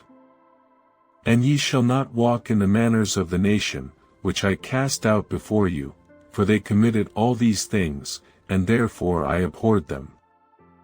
But I have said unto you, ye shall inherit their land, and I will give it unto you to possess it, a land that floweth with milk and honey. I am the Lord your God, which have separated you from other people. Ye shall therefore put difference between clean beasts and unclean, and between unclean fowls and clean, and ye shall not make your souls abominable by beast, or by fowl, or by any manner of living thing that creepeth on the ground, which I have separated from you as unclean. And ye shall be holy unto me, for I the Lord am holy, and have severed you from other people, that ye should be mine. A man also or woman that hath a familiar spirit, or that is a wizard, shall surely be put to death, they shall stone them with stones, their blood shall be upon them. Chapter 21. And the Lord said unto Moses, Speak unto the priests the sons of Aaron, and say unto them, There shall none be defiled for the dead among his people. But for his kin, that is near unto him, that is, for his mother, and for his father, and for his son, and for his daughter, and for his brother. And for his sister a virgin, that is nigh unto him, which hath had no husband, for her may he be defiled. But he shall not defile himself, being a chief man among his people, to profane himself. They shall not make baldness upon their head, neither shall they shave off the corner of their beard, nor make any cuttings in their flesh. They shall be holy unto their God, and not profane the name of their God, for the offerings of the Lord made by fire, and the bread of their God, they do offer, therefore they shall be holy. They shall not take a wife that is a whore, or profane, neither shall they take a woman put away from her husband, for he is holy unto his God. Thou shalt sanctify him therefore, for he offereth the bread of thy God, he shall be holy unto thee, for I the Lord, which sanctify you, am holy. And the daughter of any priest, if she profane herself by playing the whore, she profaneth her father, she shall be burnt with fire. And he that is the high priest among his brethren, upon whose head the anointing oil was poured, and that is consecrated to put on the garments, shall not uncover his head, nor rend his clothes. Neither shall he go into any dead body, nor defile himself for his father, or for his mother. Neither shall he go out of the sanctuary, nor profane the sanctuary of his God, for the crown of the anointing oil of his God is upon him, I am the Lord. And he shall take a wife in her virginity. A widow, or a divorced woman, or profane, or an harlot, these shall he not take, but he shall take a virgin of his own people to wife. Neither shall he profane his seed among his people, for I the Lord do sanctify him. And the Lord spake unto Moses, saying, Speak unto Aaron, saying, Whosoever he be of thy seed in their generations that hath any blemish, let him not approach to offer the bread of his God.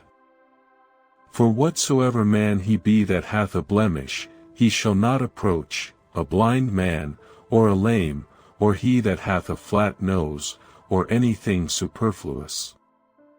Or a man that is broken-footed, or broken-handed. Or crook-backed, or a dwarf, or that hath a blemish in his eye, or be scurvy, or scabbed, or hath his stones broken. No man that hath a blemish of the seed of Aaron the priest shall come nigh to offer the offerings of the Lord made by fire. He hath a blemish, he shall not come nigh to offer the bread of his God.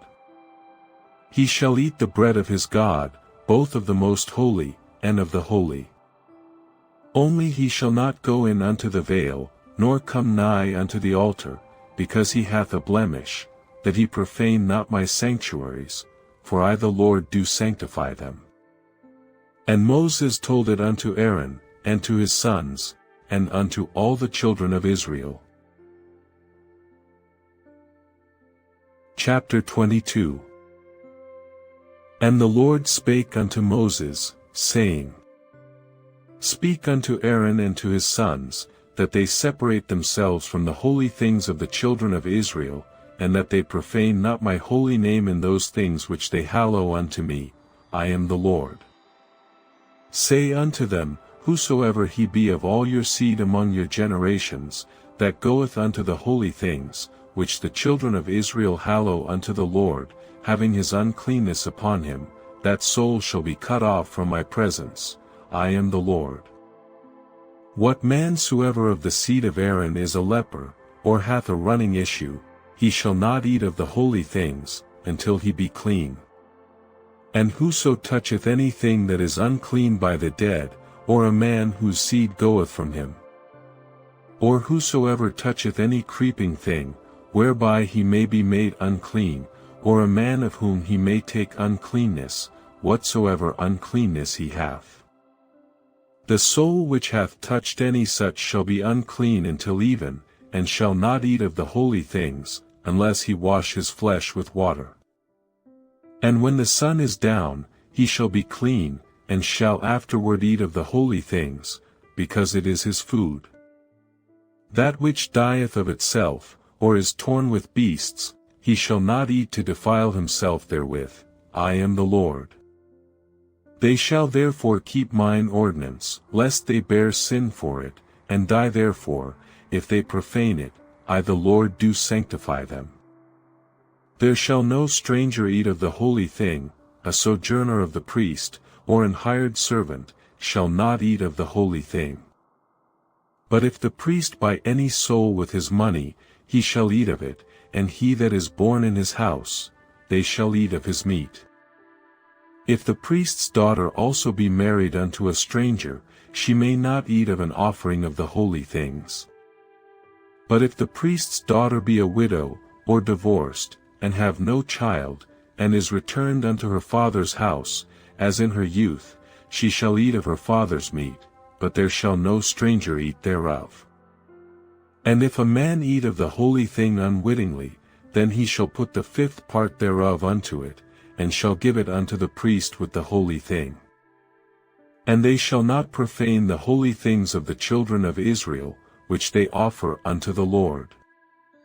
Or suffer them to bear the iniquity of trespass, when they eat their holy things, for I the Lord do sanctify them. And the Lord spake unto Moses, saying, Speak unto Aaron, and to his sons, and unto all the children of Israel, and say unto them, Whatsoever he be of the house of Israel, or of the strangers in Israel, that will offer his oblation for all his vows, and for all his freewill offerings, which they will offer unto the Lord for a burnt offering. Ye shall offer at your own will a male without blemish, of the beeves, of the sheep, or of the goats. But whatsoever hath a blemish, that shall ye not offer, for it shall not be acceptable for you. And whosoever offereth a sacrifice of peace offerings unto the Lord to accomplish his vow, or a freewill offering in beeves or sheep, it shall be perfect to be accepted, there shall be no blemish therein. Blind, or broken, or maimed, or having a one, or scurvy, or scabbed, ye shall not offer these unto the Lord, nor make an offering by fire of them upon the altar unto the Lord. Either a bullock or a lamb that hath anything superfluous or lacking in his parts, that mayest thou offer for a freewill offering, but for a vow it shall not be accepted. Ye shall not offer unto the Lord that which is bruised, or crushed, or broken, or cut, neither shall ye make any offering thereof in your land. Neither from a stranger's hand shall ye offer the bread of your God of any of these, because their corruption is in them, and blemishes be in them, they shall not be accepted for you. And the Lord spake unto Moses, saying, When a bullock, or a sheep, or a goat, is brought forth, then it shall be 7 days under the dam, and from the 8th day and thenceforth it shall be accepted for an offering made by fire unto the Lord. And whether it be cow or ewe, ye shall not kill it and her young both in 1 day. And when ye will offer a sacrifice of thanksgiving unto the Lord, offer it at your own will. On the same day it shall be eaten up, ye shall leave none of it until the morrow, I am the Lord. Therefore shall ye keep my commandments, and do them, I am the Lord. Neither shall ye profane my holy name, but I will be hallowed among the children of Israel, I am the Lord which hallow you.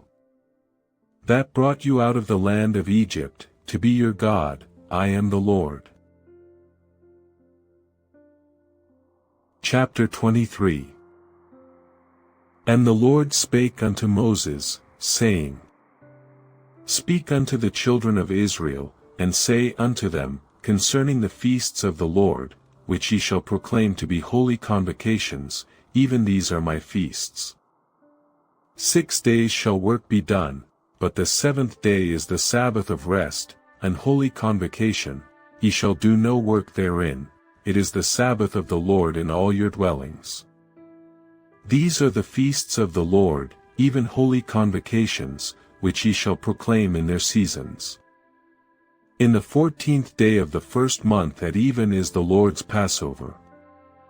And on the 15th day of the same month is the feast of unleavened bread unto the Lord, 7 days ye must eat unleavened bread.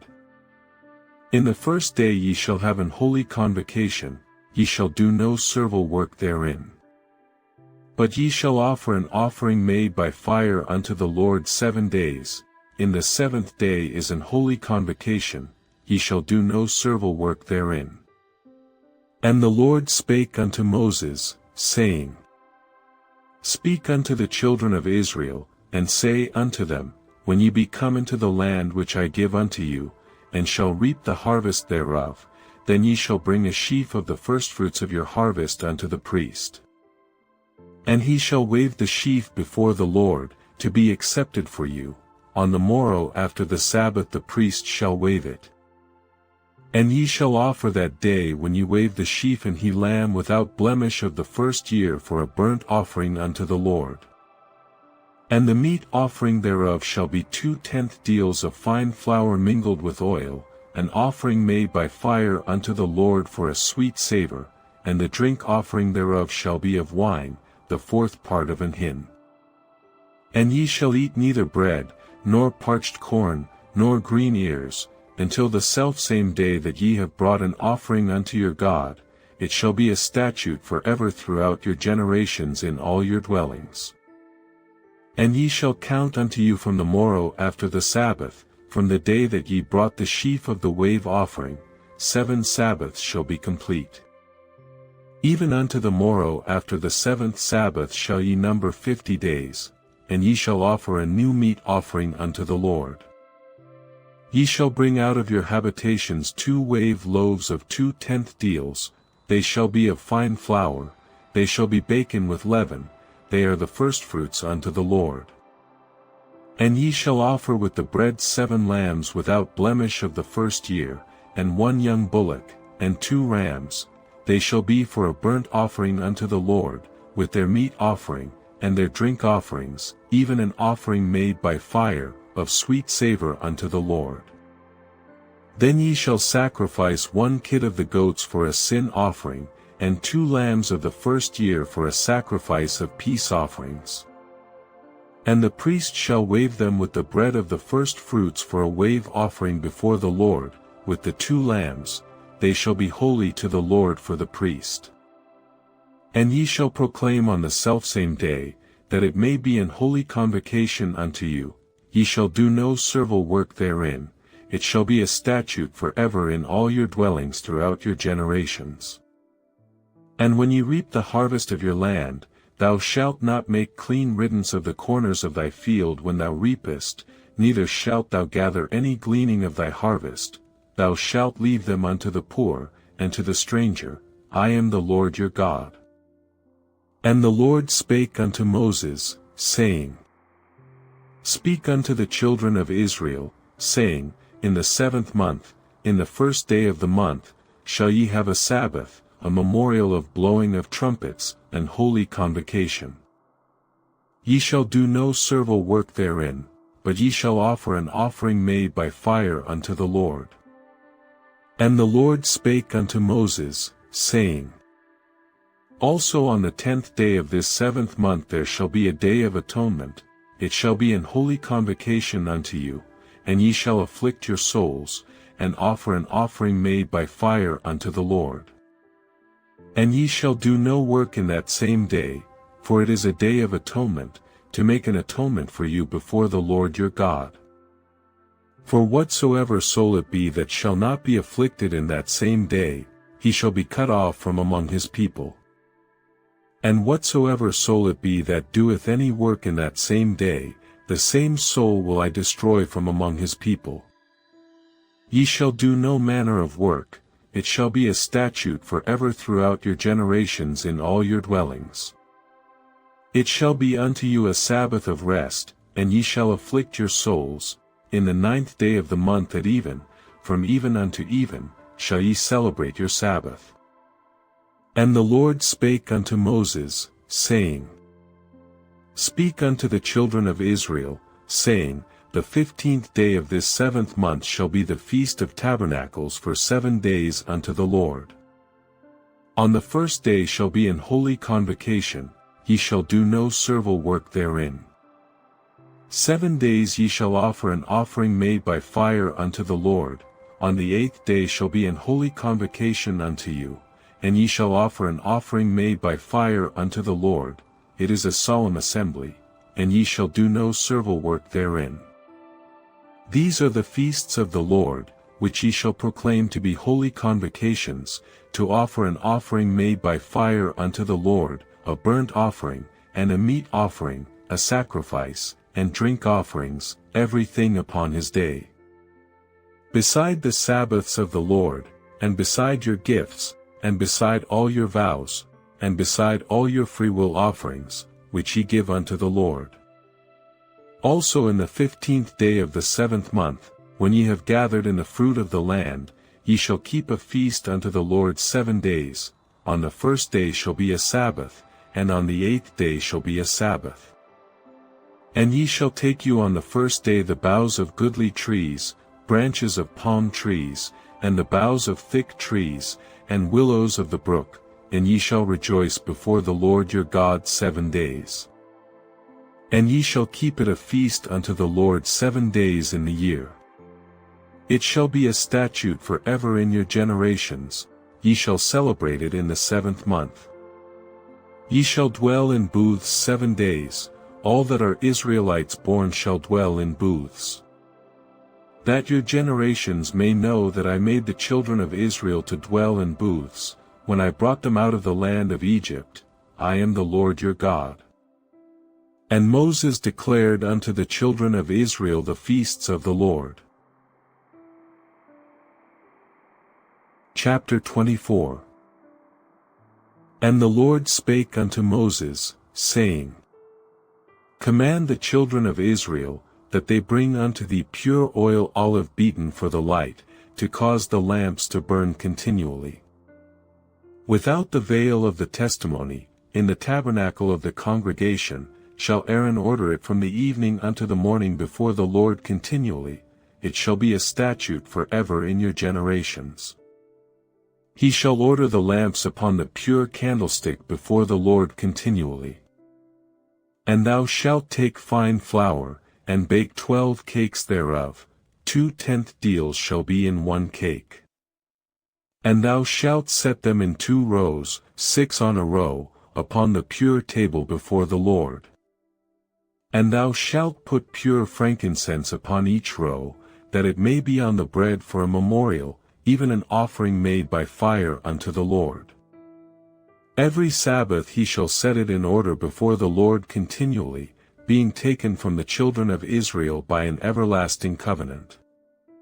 And it shall be Aaron's and his sons, and they shall eat it in the holy place, for it is most holy unto him of the offerings of the Lord made by fire by a perpetual statute. And the son of an Israelitish woman, whose father was an Egyptian, went out among the children of Israel, and this son of the Israelitish woman and a man of Israel strove together in the camp. And the Israelitish woman's son blasphemed the name of the Lord, and cursed. And they brought him unto Moses, and his mother's name was Shelemith, the daughter of Dibri, of the tribe of Dan.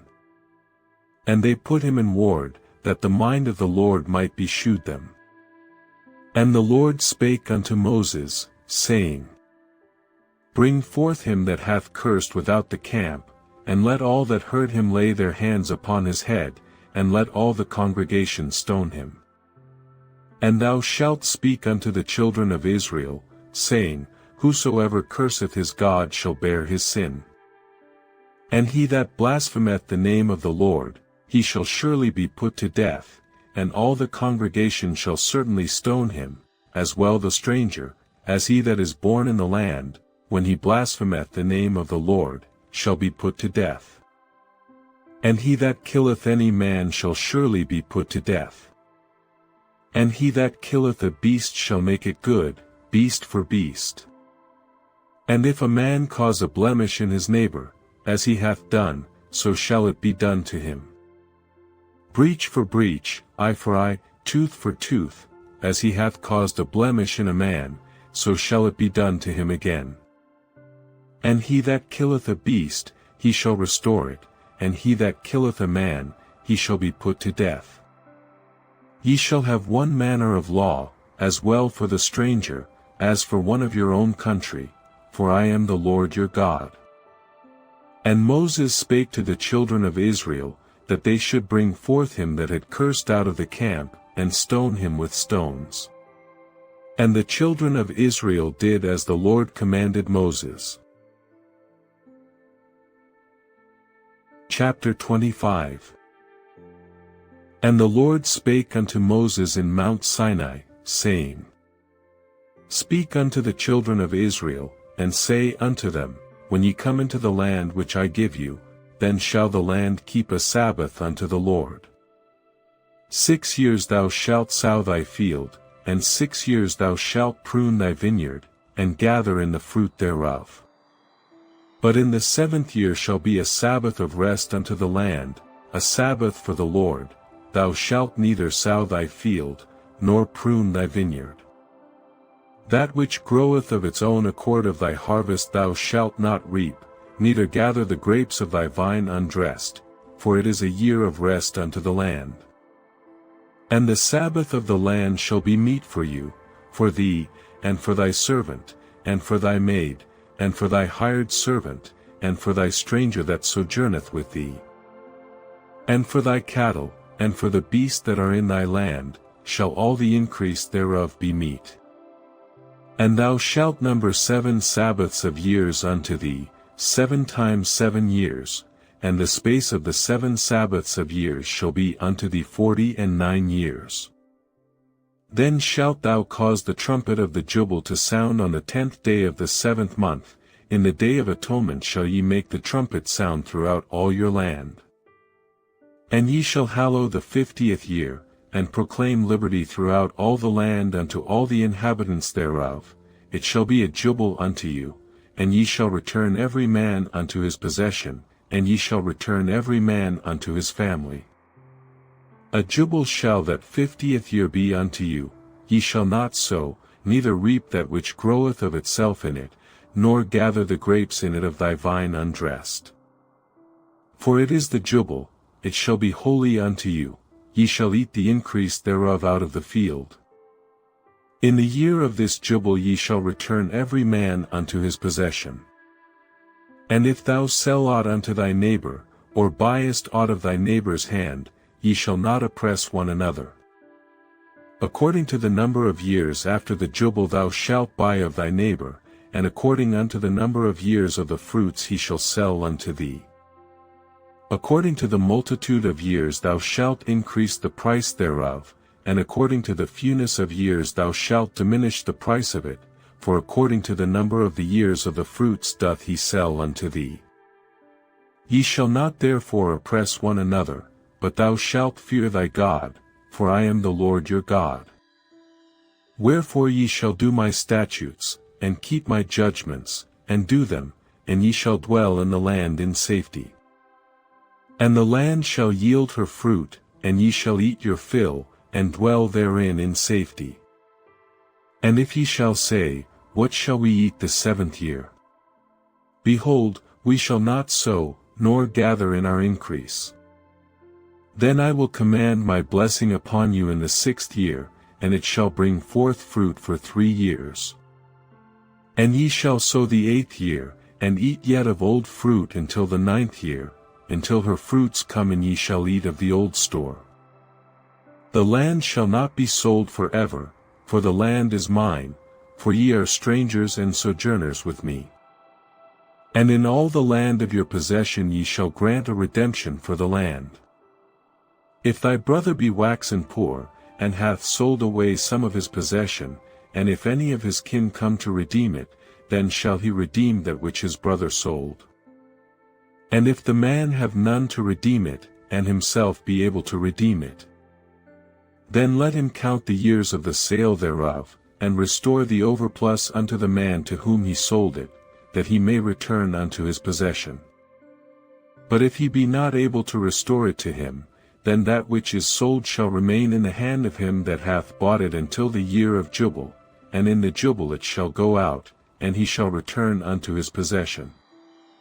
And if a man sell a dwelling house in a walled city, then he may redeem it within a whole year after it is sold, within a full year may he redeem it. And if it be not redeemed within the space of a full year, then the house that is in the walled city shall be established forever to him that bought it throughout his generations, it shall not go out in the jubile. But the houses of the villages which have no wall round about them shall be counted as the fields of the country, they may be redeemed, and they shall go out in the jubile. Notwithstanding the cities of the Levites, and the houses of the cities of their possession, may the Levites redeem at any time. And if a man purchase of the Levites, then the house that was sold, and the city of his possession, shall go out in the year of jubile, for the houses of the cities of the Levites are their possession among the children of Israel. But the field of the suburbs of their cities may not be sold, for it is their perpetual possession. And if thy brother be waxen poor, and fallen in decay with thee, then thou shalt relieve him, yea, though he be a stranger, or a sojourner, that he may live with thee. Take thou no usury of him, or increase, but fear thy God, that thy brother may live with thee. Thou shalt not give him thy money upon usury, nor lend him thy victuals for increase. I am the Lord your God, which brought you forth out of the land of Egypt, to give you the land of Canaan, and to be your God. And if thy brother that dwelleth by thee be waxen poor, and be sold unto thee, thou shalt not compel him to serve as a bondservant. But as an hired servant, and as a sojourner, he shall be with thee, and shall serve thee unto the year of Jubile. And then shall he depart from thee, both he and his children with him, and shall return unto his own family, and unto the possession of his fathers shall he return. For they are my servants, which I brought forth out of the land of Egypt, they shall not be sold as bondmen. Thou shalt not rule over him with rigor, but shalt fear thy God. Both thy bondmen, and thy bondmaids, which thou shalt have, shall be of the heathen that are round about you, of them shall ye buy bondmen and bondmaids. Moreover of the children of the strangers that do sojourn among you, of them shall ye buy, and of their families that are with you, which they begot in your land, and they shall be your possession. And ye shall take them as an inheritance for your children after you, to inherit them for a possession, they shall be your bondmen for ever, but over your brethren the children of Israel, ye shall not rule one over another with rigor.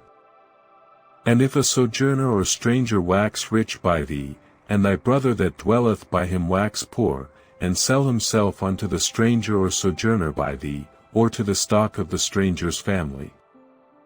After that he is sold he may be redeemed again, one of his brethren may redeem him. Either his uncle, or his uncle's son, may redeem him, or any that is nigh of kin unto him of his family may redeem him, or if he be able, he may redeem himself. And he shall reckon with him that bought him from the year that he was sold to him unto the year of Jubile, and the price of his sale shall be according unto the number of years, according to the time of an hired servant shall it be with him. If there be yet many years behind, according unto them he shall give again the price of his redemption out of the money that he was bought for. And if there remain but few years unto the year of Jubile, then he shall count with him, and according unto his years shall he give him again the price of his redemption. And as a yearly hired servant shall he be with him, and the other shall not rule with rigor over him in thy sight. And if he be not redeemed in these years, then he shall go out in the year of Jubile, both he, and his children with him. For unto me the children of Israel are servants, they are my servants whom I brought forth out of the land of Egypt, I am the Lord your God. Chapter 26. Ye shall make you no idols nor graven image, neither rear you up a standing image, neither shall ye set up any image of stone in your land, to bow down unto it, for I am the Lord your God. Ye shall keep my Sabbaths, and reverence my sanctuary, I am the Lord. If ye walk in my statutes, and keep my commandments, and do them, then I will give you rain in due season, and the land shall yield her increase, and the trees of the field shall yield their fruit. And your threshing shall reach unto the vintage, and the vintage shall reach unto the sowing time, and ye shall eat your bread to the full, and dwell in your land safely. And I will give peace in the land, and ye shall lie down, and none shall make you afraid, and I will rid evil beasts out of the land, neither shall the sword go through your land. And ye shall chase your enemies, and they shall fall before you by the sword. And 5 of you shall chase 100, and 100 of you shall put 10,000 to flight, and your enemies shall fall before you by the sword. For I will have respect unto you, and make you fruitful, and multiply you, and establish my covenant with you. And ye shall eat old store, and bring forth the old because of the new. And I will set my tabernacle among you, and my soul shall not abhor you. And I will walk among you, and will be your God, and ye shall be my people. I am the Lord your God, which brought you forth out of the land of Egypt, that ye should not be their bondmen, and I have broken the bands of your yoke, and made you go upright. But if ye will not hearken unto me, and will not do all these commandments, and if ye shall despise my statutes, or if your soul abhor my judgments, so that ye will not do all my commandments, but that ye break my covenant, I also will do this unto you, I will even appoint over you terror, consumption, and a burning ague, that shall consume the eyes, and cause sorrow of heart, and ye shall sow your seed in vain, for your enemies shall eat it. And I will set my face against you, and ye shall be slain before your enemies, they that hate you shall reign over you, and ye shall flee when none pursueth you. And if ye will not yet for all this hearken unto me, then I will punish you 7 times more for your sins. And I will break the pride of your power, and I will make your heaven as iron, and your earth as brass. And your strength shall be spent in vain, for your land shall not yield her increase, neither shall the trees of the land yield their fruits. And if ye walk contrary unto me, and will not hearken unto me, I will bring 7 times more plagues upon you according to your sins. I will also send wild beasts among you, which shall rob you of your children, and destroy your cattle, and make you few in number, and your highways shall be desolate. And if ye will not be reformed by me by these things, but will walk contrary unto me, then will I also walk contrary unto you, and will punish you yet 7 times for your sins. And I will bring a sword upon you, that shall avenge the quarrel of my covenant, and when ye are gathered together within your cities, I will send a pestilence among you, and ye shall be delivered into the hand of the enemy. And when I have broken the staff of your bread, 10 women shall bake your bread in one oven, and they shall deliver you your bread again by weight, and ye shall eat, and not be satisfied.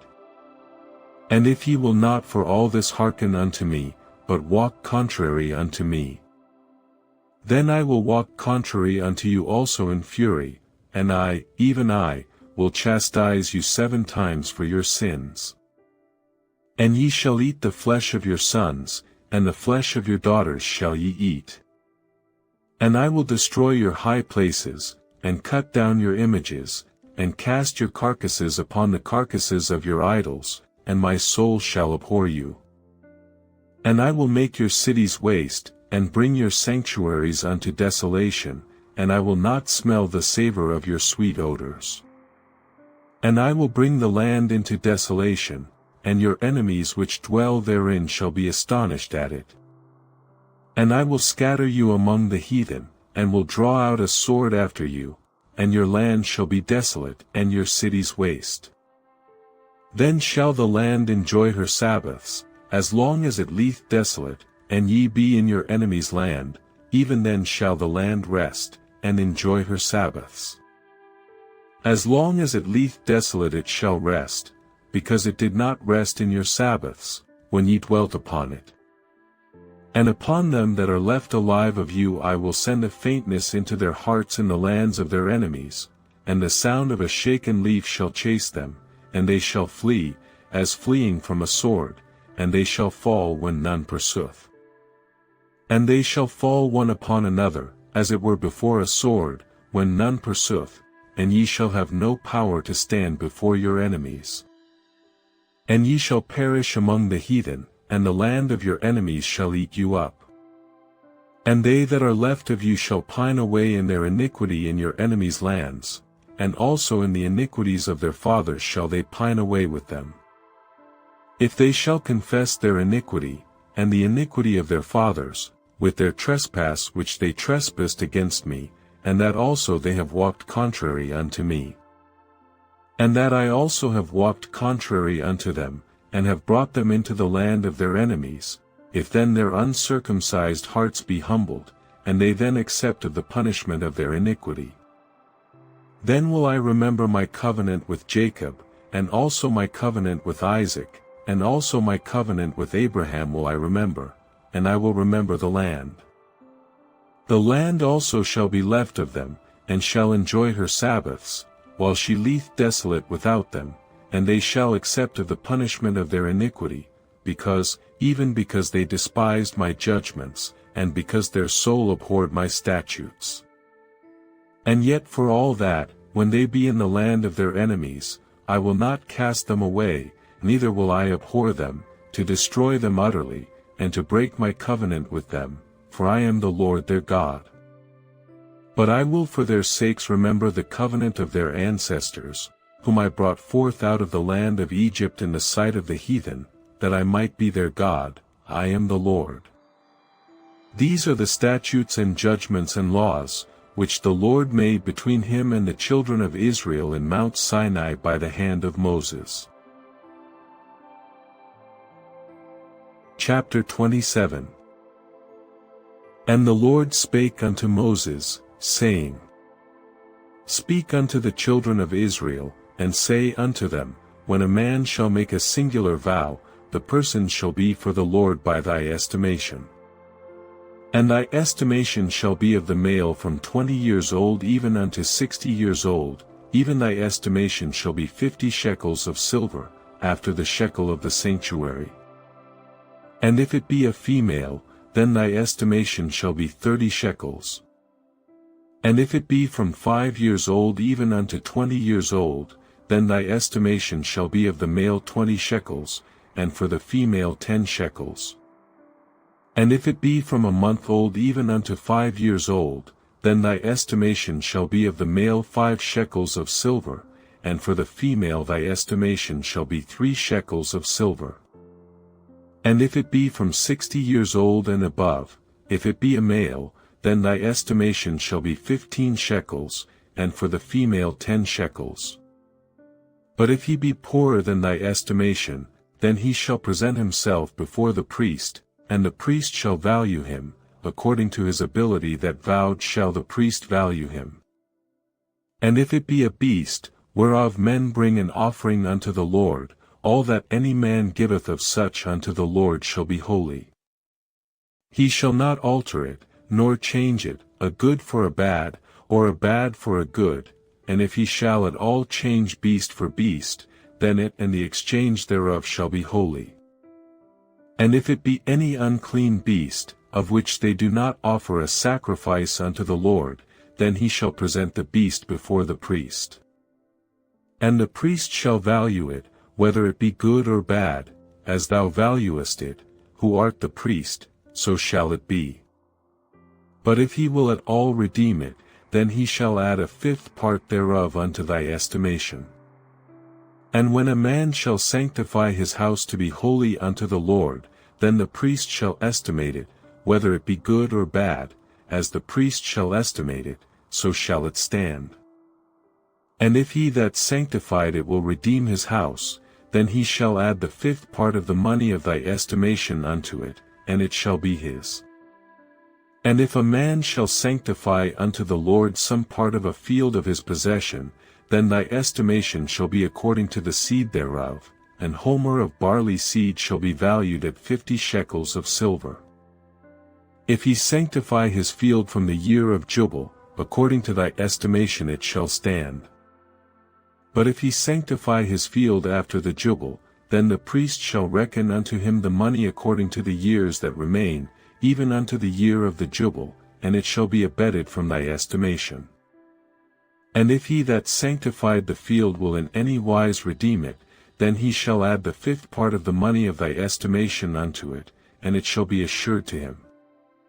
And if he will not redeem the field, or if he have sold the field to another man, it shall not be redeemed any more. But the field, when it goeth out in the Jubile, shall be holy unto the Lord, as a field devoted, the possession thereof shall be the priest's. And if a man sanctify unto the Lord a field which he hath bought, which is not of the fields of his possession, then the priest shall reckon unto him the worth of thy estimation, even unto the year of the Jubile, and he shall give thine estimation in that day, as a holy thing unto the Lord. In the year of the jubile the field shall return unto him of whom it was bought, even to him to whom the possession of the land did belong. And all thy estimations shall be according to the shekel of the sanctuary, 20 gerahs shall be the shekel. Only the firstling of the beasts, which should be the Lord's firstling, no man shall sanctify it, whether it be ox, or sheep, it is the Lord's.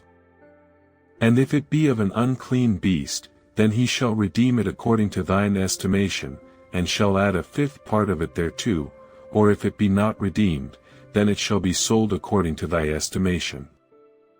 Notwithstanding no devoted thing, that a man shall devote unto the Lord of all that he hath, both of man and beast, and of the field of his possession, shall be sold or redeemed, every devoted thing is most holy unto the Lord.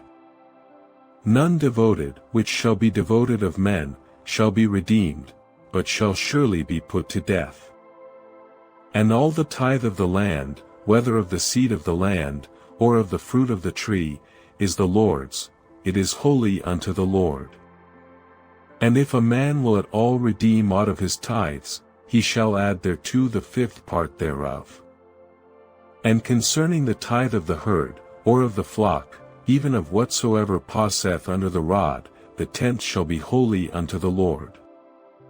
He shall not search whether it be good or bad, neither shall he change it, and if he change it at all, then both it and the change thereof shall be holy, it shall not be redeemed. These are the commandments, which the Lord commanded Moses for the children of Israel in Mount Sinai.